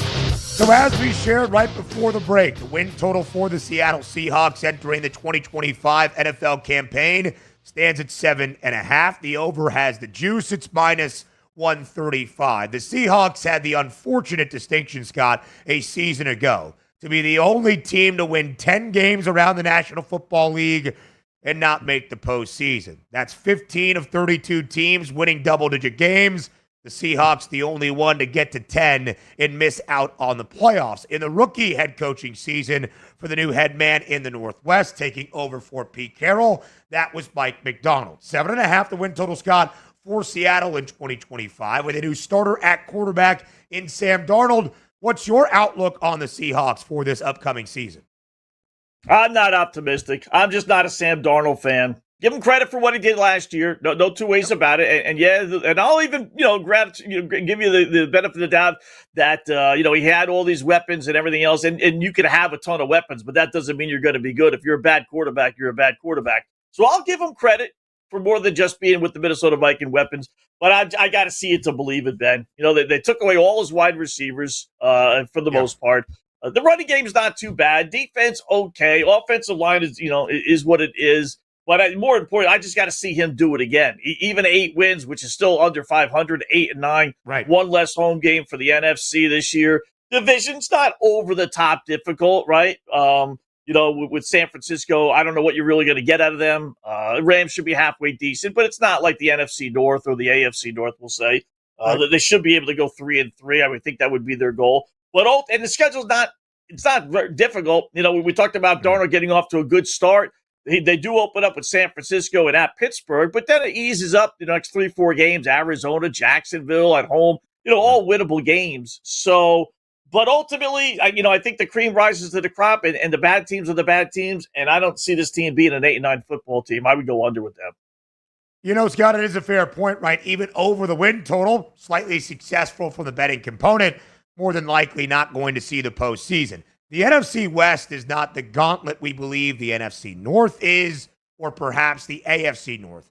But the basement of it, Scott, the cellar, the floor of the NFC West, not super deep when you look at it. Seattle actually has the lowest win total of any of the 4 teams. It is that 7.5, and the over has the juice. The more likely indication when the over has the juice is that Seattle is an 8-9 football team. Arizona's win total, 8.5. Slight juice on the under. Both the Rams and the Niners expected to be double-digit win teams, anticipated to both make the postseason. So not exactly the easiest division just to roll through. It's been an interesting offseason for Seattle, where they have some big changes, of course. They let go of Geno Smith. They trade him to Las Vegas. They trade away DK Metcalf to the Pittsburgh Steelers. They get rid of Tyler Lockett as well. Some staples of this franchise offensively, certainly the last 2 to 3 years and even beyond for Metcalf and Lockett. But they bring in Cooper Kupp. We'll see what tread he still has left on the tires. They bring in DeMarcus Lawrence, who was not really healthy on the defensive line of the Cowboys and is 33, but at his peak, still a pretty fearsome defender in the NFL. Of course, they sign Sam Darnold. It almost seems to me, Scott, Seattle's in this weird middle ground where they are making some moves to focus on the future, but also still brought in some players that you would expect to win games right away. I feel like 8 wins is fair for Seattle, but again, just getting over that win total by no means guarantees a playoff spot in the NFC. Yeah, it doesn't mean that Sam Darnold's going to be your quarterback next year. That's right. I asked this question to a bunch of teams and fan bases. New York Jets. Justin Fields is going to be this, that. Okay, is Justin Fields going to be your quarterback next year? If you tell me no, then you can't tell me he's going to be the be-all, end-all this year. Is Sam Darnold going to be the Seattle Seahawks quarterback next year? If you're like, well, maybe Milroe, I'm not, then you can't tell me that he's going to be that successful this year. If you want to commit a second year to a quarterback, it is kind of weird, right? Because he comes in after being in the postseason with Minnesota, successful year. The team Seattle, though, was in a kind of transitional year. You do bring some veterans in here to maybe appease him. It's kind of a weird, with 9-8, let's say they go over their number. They get to 9-8 but not make the playoffs. Does that mean it's going to be Sam Darnold again next year? Or do you pull the plug and say, okay, we're going to see what we have with Milroe? It's kind of a weird spot with Seattle right now. It's a good point, Scott. 3-year, $100.5 million deal, of course, for Sam Darnold. The idea would be he's going to be in the Northwest for some time, but $55 million of that guaranteed when over half of the money owed to him has already been paid. We'll see about dead cap hits and such, but if it is not a success in Seattle for Sam Darnold, could there be differing moves in 2026? Just to drive home the point that even Seattle could go over the win total or even get to 9-8. The Seahawks playoff price got us plus 176. It is the fourth longest of any team in the NFC. Only the Panthers, Saints, and Giants have a steeper price to get into the postseason than that of the Seahawks. That's very telling, right? But I got to tell you, their schedule is not that difficult. It really isn't. We talked about it. Okay, you open up with San Fran and Pittsburgh, and somehow San Fran's at home. You want to be at least 1-1. Then New Orleans, because they got the NFC South. So you got all those bad NFC South teams that are all winnable games. You might not win them all, but when you look at the schedule, you got Houston at home, though. You got Tennessee on there, Minnesota, but at home, Indianapolis is on there. I mean, there's no Philadelphia, there's no Detroit, there's no Baltimore, there's no Buffalo, there's no Kansas City. You take the top 6-7 best teams, no Philadelphia, none of them are on the Seattle schedule. Arizona's in a similar plight.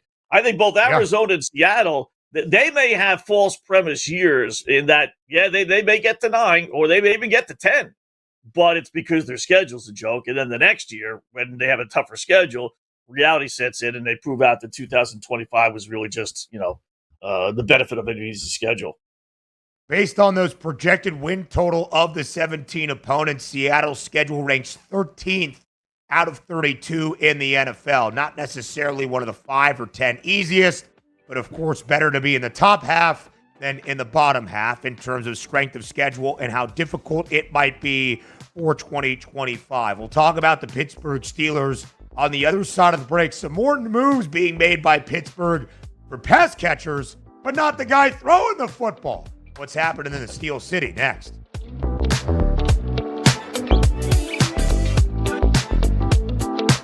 There's smart. And there's not smart. Not smart is hope as a strategy. It's smarter to be on SportsGrid. Keep it here. And win. This is the SportsGrid Radio Network. The SportsGrid Radio Network presents This Date in Sports History. 1964, LA Dodgers pitcher Sandy Koufax tosses his third no-hitter as LA beats the Phillies 3-0. 2 years later, Koufax, with a 27-9 record and 1.73 ERA, retired. Koufax was just 30 years old when he hung up his cleats due to arm injuries. To this day, the lefty remains a pitching legend. For SportsGrid Radio, I'm Mike DeMurgis. The Technology Minute with George Capalbo. A new MIT ping pong robot plays with power and uncanny accuracy. Try and handle this.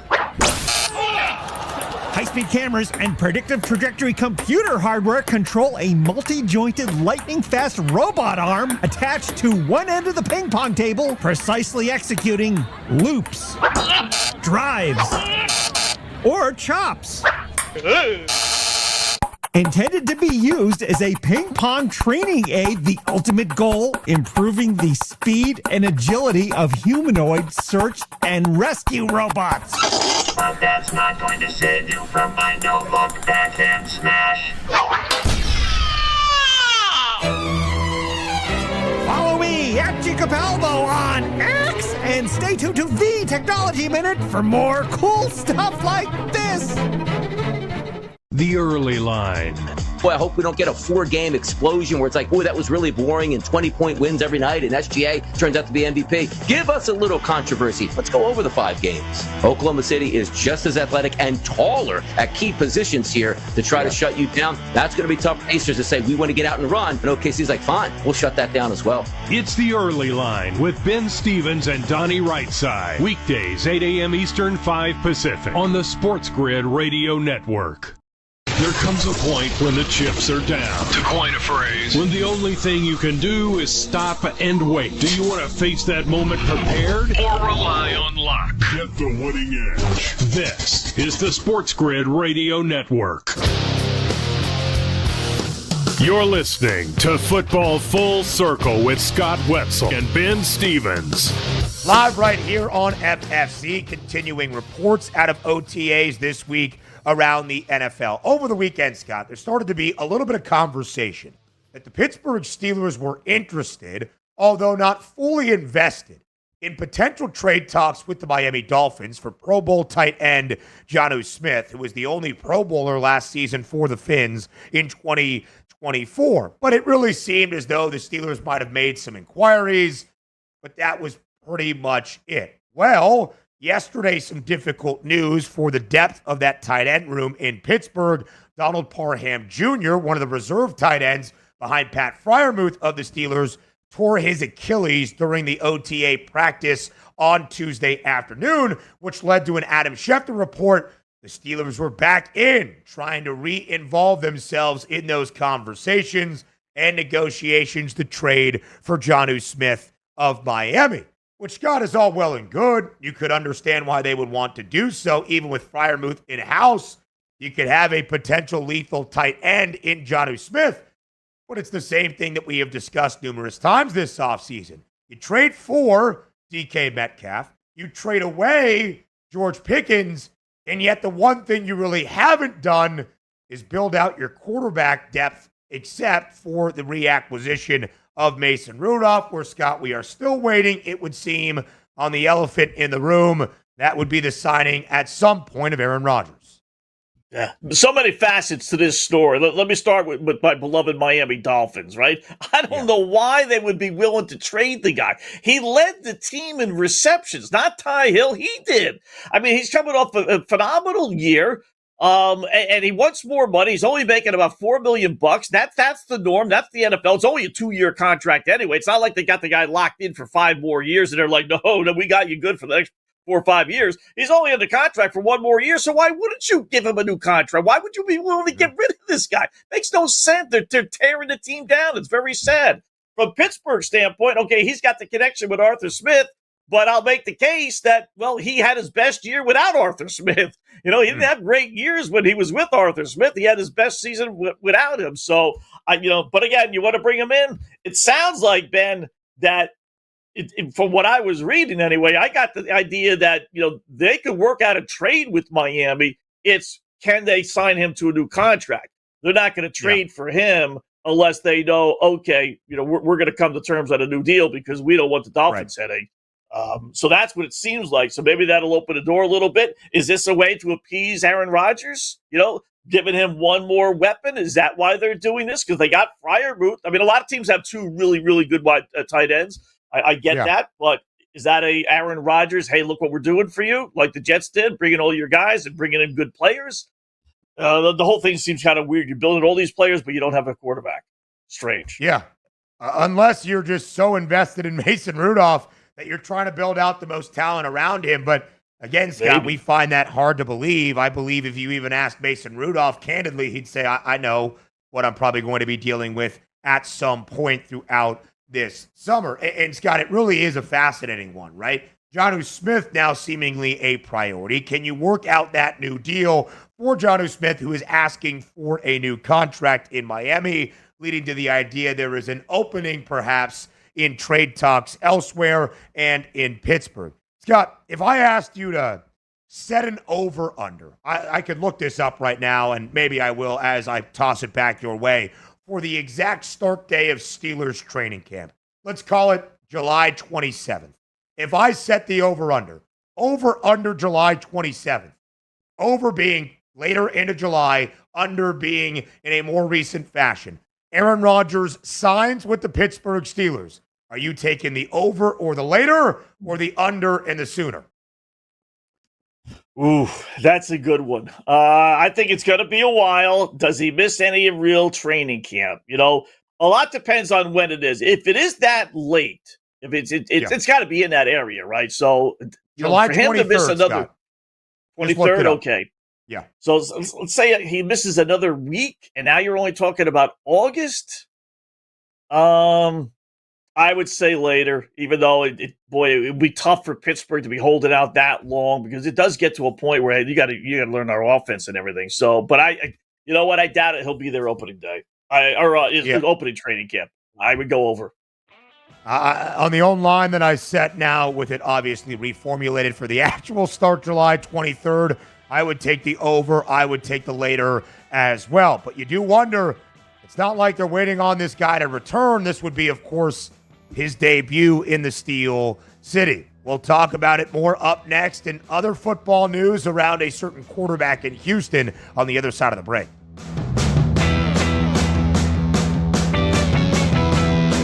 The Winning Edge. You've got it. But not everybody has it, because not everybody listens to us. But we're working on that. This is the SportsGrid Radio Network. Progressive presents the SportsGrid Sports Flash. I'm Chuck Sanders. The New York Knicks have fired head coach Tom Thibodeau after their best run in 25 years. The decision came 3 days after the Knicks were eliminated from the Eastern Conference Finals in 6 games by the Pacers. Thibodeau surpassed Pat Riley earlier this season to rank 4th on the franchise list in victories after leading the Knicks to back-to-back 50-win seasons for the first time since 1995. The Women's College World Series gets underway today with number 12 Texas Tech squaring off with number 2 Texas. It's a best-of-3 series. The Longhorns lost last year's final against Oklahoma. For Texas Tech, it's their first appearance in a Women's College World Series final. Stanley Cup Final Game 1 tonight in Edmonton. The Oilers against the defending champion Panthers in a rematch from last year. NBA Finals Game 1 tomorrow night. The Thunder and Pacers in Oklahoma City. Save big when you bundle auto and home, renters, or condo with Progressive. That's the SportsGrid Sports Flash. I'm Chuck Sanders.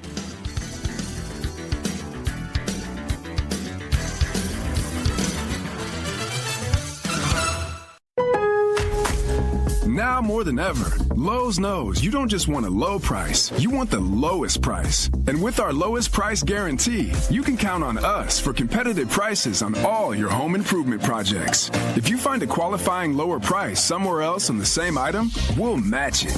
Lowe's, we help, you save. Price match applies to same item, current price at qualifying retailers. Exclusions and terms apply. Learn how we'll match price at Lowes.com/lowest price guarantee. Here's Comedians and Skechers Getting Comfortable, presented by Hands Free Skechers Slip-In. Hey, I'm Bobby Slayton, and I'm here with my pal, comedian, and Skechers ambassador, Mr. Howie Mandel. Why did it take so long to invent something as amazing as slip-ins? I know it seems simple, but it took Skechers to invent a better pair of shoes. Yep, with Skechers slip-ins, you just step it and go. You don't have to touch your shoes. And by the way, slip-ins are for the whole family, men, women, and kids. In all your favorite Skechers styles, find Skechers slip-ins at a Skechers store, Skechers.com, or wherever stylish footwear is sold. You're listening to SportsGrid. Spreading the winning edge far and wide. Terrestrial, internet, TV, satellite, and don't forget our mobile app. Face it. The Winning Edge is everywhere. Somewhere there's a squirrel frustrated he can't get a phone. This is the SportsGrid Radio Network. You're listening to Football Full Circle with Scott Wetzel and Ben Stevens. Live right here on Football Full Circle, it is FFC. Quarterback news around OTAs. We'll move on from the Steelers and the eventual, we presume, signing and addition of Aaron Rodgers. It's got an interesting update yesterday out of Texans OTAs down in H-Town. CJ Stroud is not throwing at practice due to a sore shoulder. Head coach DeMeco Ryans met with the media yesterday, said the Texans are not worried in the slightest. They are being incredibly precautionary in any dealing with their star quarterback in C.J. Stroud, about to enter year number 3. But when DeMeco Ryans was pressed, well, did he have any work done this offseason? Any issue with it throughout the offseason? DeMeco Ryans basically said, guys, like, come on, I get it, whatever, but you're going to have to ask that question to C.J. Stroud. Party line out of the Texans franchise, Scott. They're not worried about C.J. Stroud's shoulder. Are you? Oh, I would, because you're at the point now where you could have him throw, find an issue, and say, all right, you know what, take the next 2 months off, and we'll still have you ready for plenty of time for the start of the season. I mean, if this was a month before the season, I would be like, okay, don't do anything stupid. Don't risk further injury. But like I said, I mean, this is June. He can pull an arm, do whatever he wants, and still be ready by July or August or September.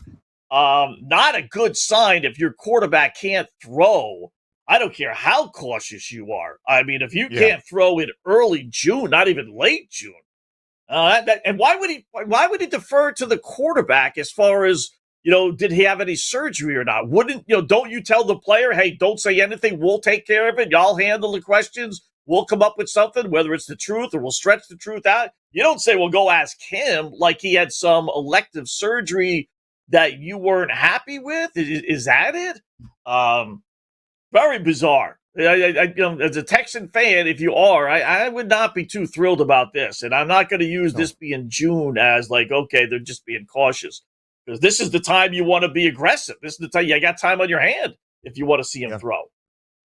The Texans opened OTAs, Scott, late last week, or May 28th, so at least the middle of last week. They've already had 5 total practices during OTAs, of which C.J. Stroud has not thrown during any of them. Now, he's been there. That's a good sign. He's been executing the offense, at least giving the ball off to his running backs during 11-on-11, as they have been practicing and installing throughout, but he really has not thrown all that much. Again, D'Amico Ryan's saying there's no concerns with CJ. It's just general soreness. We are taking extra precaution with him. He'll be good to go. No concerns on my end, end quote. But again, should we not be concerned? Why exactly is he not throwing at this stage? What allowed to his shoulder being sored? And of course, does that, or is that going to be a lingering thing that plagues him throughout 2025? Now, I'm not comparing it directly to Derek Carr and saying it is the same situation. But Scott, when we started to get the weird offseason news that Carr, who missed a bunch of games last year, but due to an oblique and hand injury, was now dealing with a shoulder issue from an AC joint sprain the year prior in 2023 that ultimately led to his retirement. Again, not saying anything is nearly as grave or serious or significant for CJ Stroud. There's no reason to have those offseason headlines. So to have that even be a conversation, to me, the Texans can say anything they want. I am a little bit concerned. Yeah, you have to be. And now, if you really want to use conjecture, is this the mysterious team that Aaron Rodgers is waiting upon? Okay, Houston, would you rather play for the Pittsburgh Steelers having to play Baltimore and Cleveland in the AFC North, or would you rather face Indianapolis, Jacksonville, and Tennessee? If you remember the Houston Texans, I think I'd sign up for Houston indoors, by the way, as well, right? So is that it? Listen, we're going to have this guy sit for a month, and then we're going to really let him loose. And if he has issues, then Aaron will bring you in. The whole thing is it is weird. I would be concerned for sure. Like I said, let him throw now and then find out if you have a problem or not. Why is he sore in June if it's not off-season surgery? Did he do that much throwing this off-season on his own? I can't believe that. We're talking about, 24, 25-year-old kid? We're not talking about a 30-year-old guy here. So there's definitely more to it than meets the eye. Definitely. I would say that's a pretty good summation, right? More to it perhaps than meets the eye, especially despite D'Amico Ryan's trying to say it's not a big deal whatsoever. We're not worried at all. There does seem to be some worry, at least when you read between the tea leaves. Now for Houston, about to enter year 3 of both the Ryans and Stroud era combined, that of course so wildly exceeded expectation during 2023, storming back for the divisional championship, stunning the Cleveland Browns in the postseason.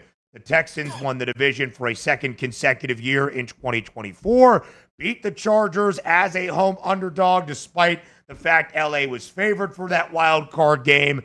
So, Scott, when you look at what happens on paper for Houston, 2 straight AFC South divisional championships, 2 playoff wins already under the belt of C.J. Stroud entering year 3, there should be optimism in Houston. This report, not necessarily optimistic, and the Texans a plus 115 favorite to win the AFC South, but at this stage last year, a hefty minus money favorite to win the division.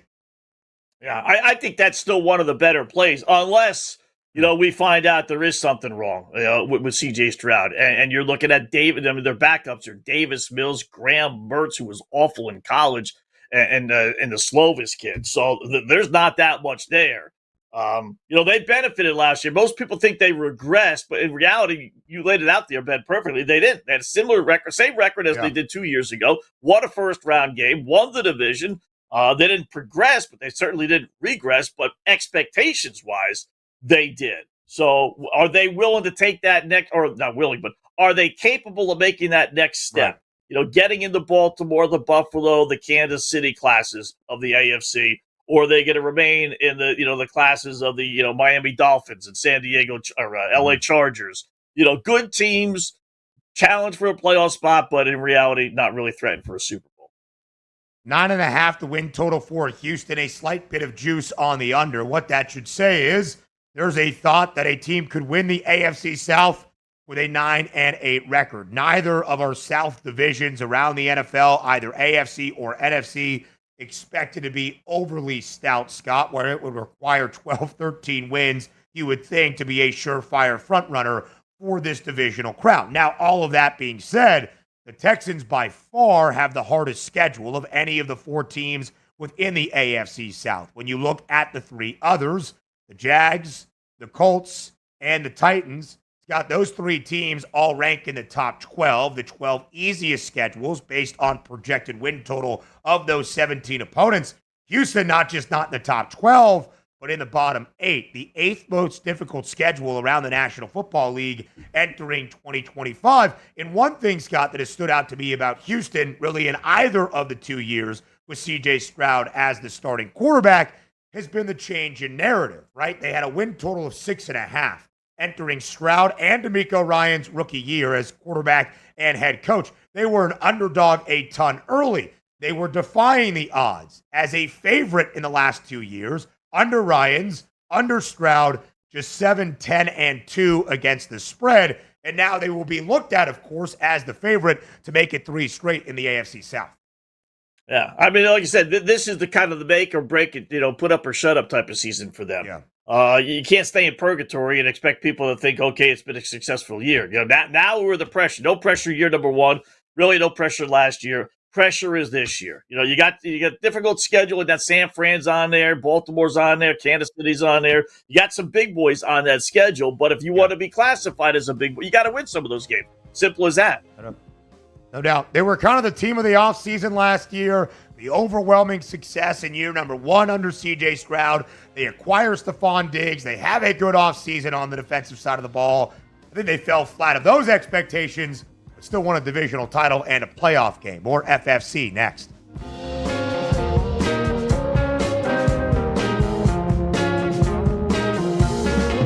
We're not saying every SportsGrid listener is a legend, but you might start thinking about who's going to play you in the movie. Just saying. This is the SportsGrid Radio Network. With the SportsGrid News Flash, I'm Trey Westerberg. This update brought to you by Wendy's. The Federal Reserve says that Wells Fargo is no longer subject to harsh restraints the Fed placed on the bank in 2018 for having toxic sales and banking culture. It's a win for Wells Fargo, which has spent nearly a decade trying to convince the public and policymakers that it had changed its ways. Wells Fargo used to have a corporate culture where it placed unreasonable sales goals on its branch employees, which resulted in employees opening up millions of fake accounts in order to meet those goals. A 20-year-old man was arrested on an attempted murder charge in connection with a weekend shooting around a house party in North Carolina that led to the death of 1 person and injuries for 11 others. Garen Killian of Lenore was being held in jail without bond. Authorities executed search warrants on Tuesday as part of the investigation into the shooting, which left some people with gunshot wounds and others with injuries from fleeing the gunfire. Additional people could be arrested. I'm Trey Westerberg with the SportsGrid News Flash.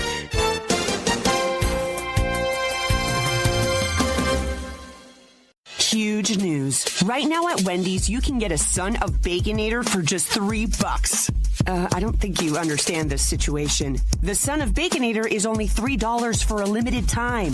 You know, smoked bacon, rich melted cheese. That Son of Baconator is only $3. Thank you to whoever wished upon that star. For bacon that just won't quit, gotta be Wendy's. U.S. price and participation may vary. Prices may be higher in Alaska and Hawaii, not valid on a combo or on third-party delivery platforms.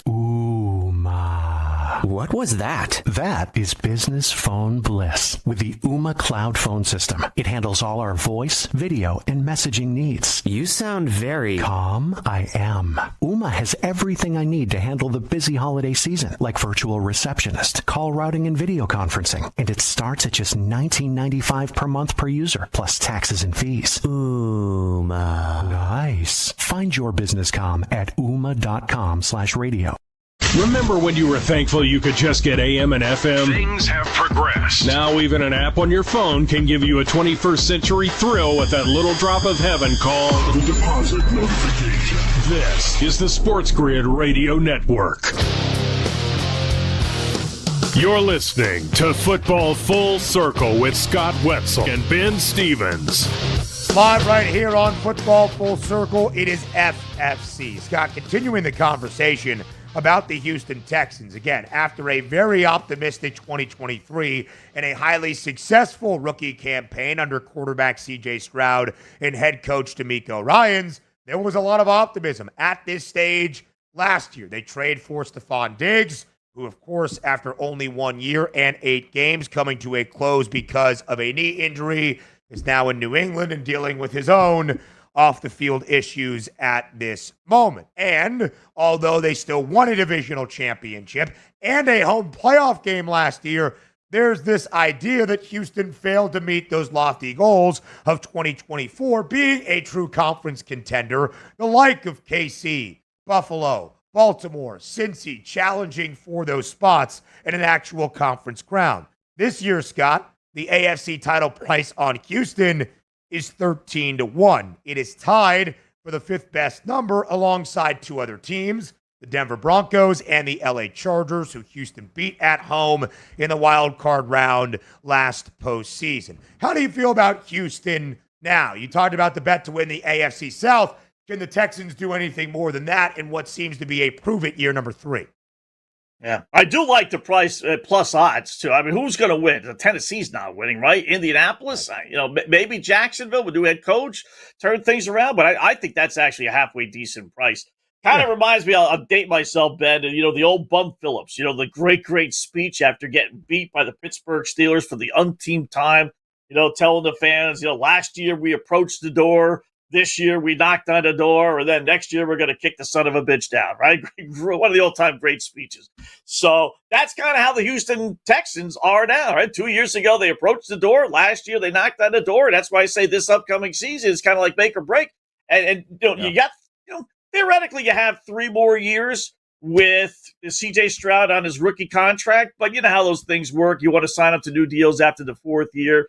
And then once once they hit that 5th year, that 6th year, forget about it. You got to pay him at that point, 50, 60, 70, who knows what it's going to be like 3 years from now. So the window to be able to go get really, really good players and be able to pay them because your quarterback's making chump change, it's closing on them.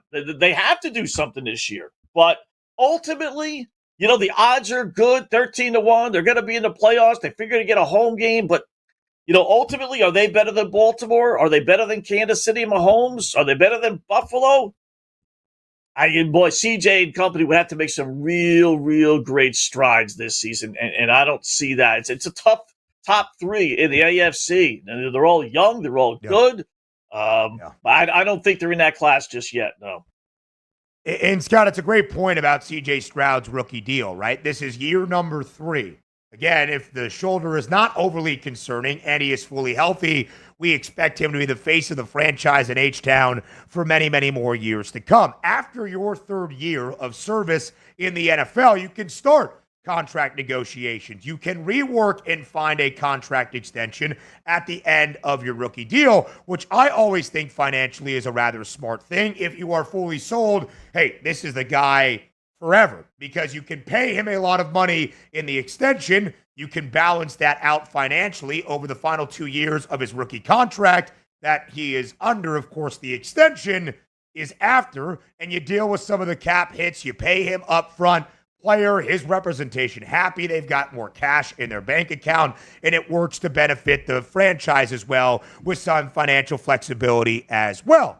But that's this upcoming season for C.J. Stroud, not before, as he is about to enter year number 3. And, Scott, for me, the Texans are the favorites, and deservedly so, in the AFC South. Getting past the divisional round would be a surprise for me where things stand right now at this stage in early June. I think it's funny, Scott, you brought up the Bum Phillips and that speech. Last year, we approached the door. This year, we knocked on it. Next year, we're going to break the whole thing down. When you look at the odds right now in the AFC, that's almost what we're saying here from the early offseason perspective, because both the Ravens and the Bills, it's only 30 cents of difference, but both the Ravens and the Bills have a better price than the Chiefs to win the AFC championship. I have no issue, Scott, with somebody picking Buffalo and Baltimore to finally break down that door and break past Patrick Mahomes, when the Bills have failed to do so 4 of the previous 5 years. And, of course, Lamar Jackson has had his fair share of playoff struggles. including that home AFC Championship game now 2 years ago against Kansas City. I can understand, Scott, liking one of those two teams to finally do it this year, but priced accordingly so and in front of Kansas City, that's what I take issue with. Yeah, the only way I would reason that, Ben, is that they think the AFC West is that much more difficult than the AFC East and AFC North. And it might be. You don't know what you're getting out of Pittsburgh. The once great AFC North is Cleveland and Pittsburgh and a decent Cincinnati team. And the AFC East, which was halfway decent, but, with Miami falling down, Jets are nothing, New England's nothing. So I think they're taking into account that Buffalo and Baltimore both have a better chance to have a better record than Kansas City. And I'll take Buffalo. The boys in Vegas are saying, I'll take Buffalo at home or Baltimore at home over Kansas City on the road in the playoffs. Even though we saw 2 years ago, KC run the table outside of their opening win at home against Miami. So they're more than capable. But I think that probably is playing a little role in why they would be favored over Kansas City. Yeah, there's got to be no doubt, right, Scott? The Bills have the 5th easiest schedule in the National Football League. They actually have the highest win total technically at 11.5. In the AFC East of the previous few years that we have discussed, Aaron Rodgers in New York, Tua Tagovailoa bringing the Dolphins to new heights is not necessarily that this year. It is the Bills by a long shot, and the Bills have already won this divisional crown 5 consecutive seasons. Based on playoff positioning, in theory, if the odds are mostly chalk, Buffalo has the better record. Buffalo has home field advantage in favor of KC. Could be the same story for Baltimore. I guess just my issue is, despite having some of those same scenarios the past few years, the Bills have still been unable to vanquish the dragon that is Mahomes and the Chiefs in the playoffs. Same story for the Ravens and Lamar Jackson in direct head-to-head competition in the games in the playoffs that matter most. More FFC on the other side of the break.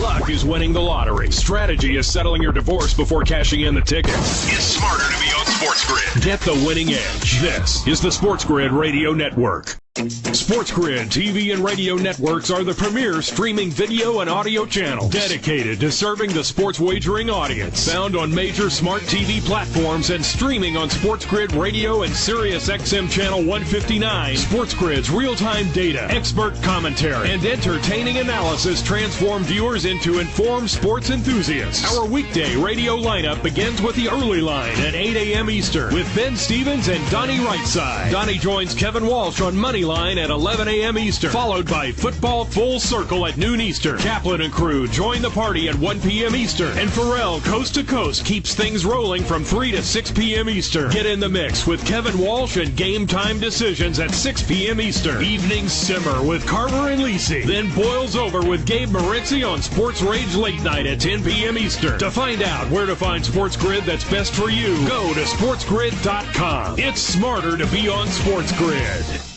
Imagine combining the exciting investment opportunity of cryptocurrencies with the power of artificial intelligence to maximize your IRA, 401k, or other investment funds. Listen, if you're looking for ways to accelerate your retirement growth, Block Trust IRA has market-leading strategies and solutions for all levels of investors, from $1,000 to millions. And they partner with Bitcoin Magazine's #1 crypto trading fund in the world to maximize your returns. Plus, their team of IRA specialists is here to help you roll over your IRA or qualified retirement account to the new world of cryptocurrency investments. So make this free call right now to set up your account and learn more. 800-434-5313. 800-434-5313. 800-434-5313. That's 800-434-5313. It's stark but true. You can either listen to SportsGrid for strategies, odds, and more, or you can pay your bills by digging in your couch cushions for change. Just be sure to wear gloves. Get the winning edge. This is the SportsGrid Radio Network. You're listening to Football Full Circle with Scott Wetzel and Ben Stevens. Got some sad news to pass along in the football world. Yesterday, we learned that Vikings legend, NFL legend, and one of the heartbeats of the Purple People Eaters and those legendary defenses from the 60s and 70s in Minneapolis, Jim Marshall, passed away at the age of 87. He was a captain in Minnesota for 14 consecutive seasons. And speaking of streaks, he started 270 consecutive games for the Vikings. That's not something we will see or do see currently in the NFL. Sadly, Jim Marshall passed away yesterday at the age of 87. Yeah, and the poor guy, though, Ben, will always be known as the guy that ran the wrong way. Which we were talking about it last night in In-Game Live. I'm surprised that really doesn't happen more often. Got a ball, gets spun around, and then he ends up running 70 yards or so the wrong way. His teammates are trying to catch him to tell him to turn around. He doesn't, spikes the ball, thinks he scored a touchdown. Turns out, obviously, to be a safety. And I'll date myself again. When you're talking about the Minnesota Vikings in the 70s and 80s, that was it. You had to bring that play up. The poor guy had to live with this his whole life. So it's amazing, right? Those were really, really good Minnesota teams. It's really as good. A Dolphin fan, they lost one of their 4 Super Bowls to Miami, so it's not like I was ever rooting for them. But, man, you look back to Tarkentons and the Chuck Foremans and the Purple People Eaters, you would have liked to have seen them get at least one. And while the scores weren't like blowouts, they really weren't competitive in any of them, Ben. They really couldn't score. Yeah. They just couldn't move the ball. Going up against the Dolphin defense, the Raider defense shut them down, Steelers defense, and then, Kansas City with the old Hank Stram, matriculate the ball down the field. That was that game. They lost, Super Bowl 4, I believe it was. 4, yeah. Yes. So too bad they couldn't get one win. But that was a great, great, great team. Really was. Alan Page and company. It's too bad they couldn't win one time. 4 Super Bowl appearances, Scott, in that span. As you said, Super Bowl 4 against the Kansas City Chiefs. They won 12-2 that year, 12-2 in 1973, a Super Bowl appearance, 10-4 the following year, a Super Bowl appearance and coming up short. And then in 1967's NFL season, that 4th bid in the big game falls short as well. 270 consecutive games for a defensive player is crazy. And one of the great nicknames in sports and in NFL history, the Purple People Eaters, to describe a ferocious defense, that's pretty fantastic stuff as well. Yeah, and that's not even 16 games. How many seasons is that? To not miss one game? Guys are missing games now with a toe injury or a finger injury or, all legitimate injuries, I imagine. But this guy and those guys played through it all back then. That really is remarkable, that record. It wasn't like he was a punter or even a quarterback. He was taking beatings each and every game. So sad news there around the NFL. Jim Marshall passing away at the age of 87. Other news yesterday, Scott, the trade between the Eagles and the Niners officially official for Bryce Huff, who was dealt by Philadelphia after one disappointing season with the Birds to San Francisco. He passed his physical yesterday afternoon, making that trade official. In return, we knew the Eagles were going to get some sort of draft compensation. It is a 5th-round pick that could be a conditional 4th rounder. Bryce Huff now gets a new start in San Francisco, reuniting with Robert Saleh, who was his head coach during 2023, in which Huff had his best NFL season that led to double-digit sacks as well. Yeah, I was going to say, he's bounced around the league a bit, but you're right. Yeah, he reunites with Saleh, so maybe he can, he's clearly like a sack guy. If you look at his numbers, he's not making tackles. He's not, you're not going to get 15 tackles out of him. Again, you're going to get, maybe 15 sacks for the season, but you probably get about 5 to 10 more tackles the rest of the way. He's clearly just, let me at the quarterback, which, there's a premium for that in the NFL. So hopefully this works out with him.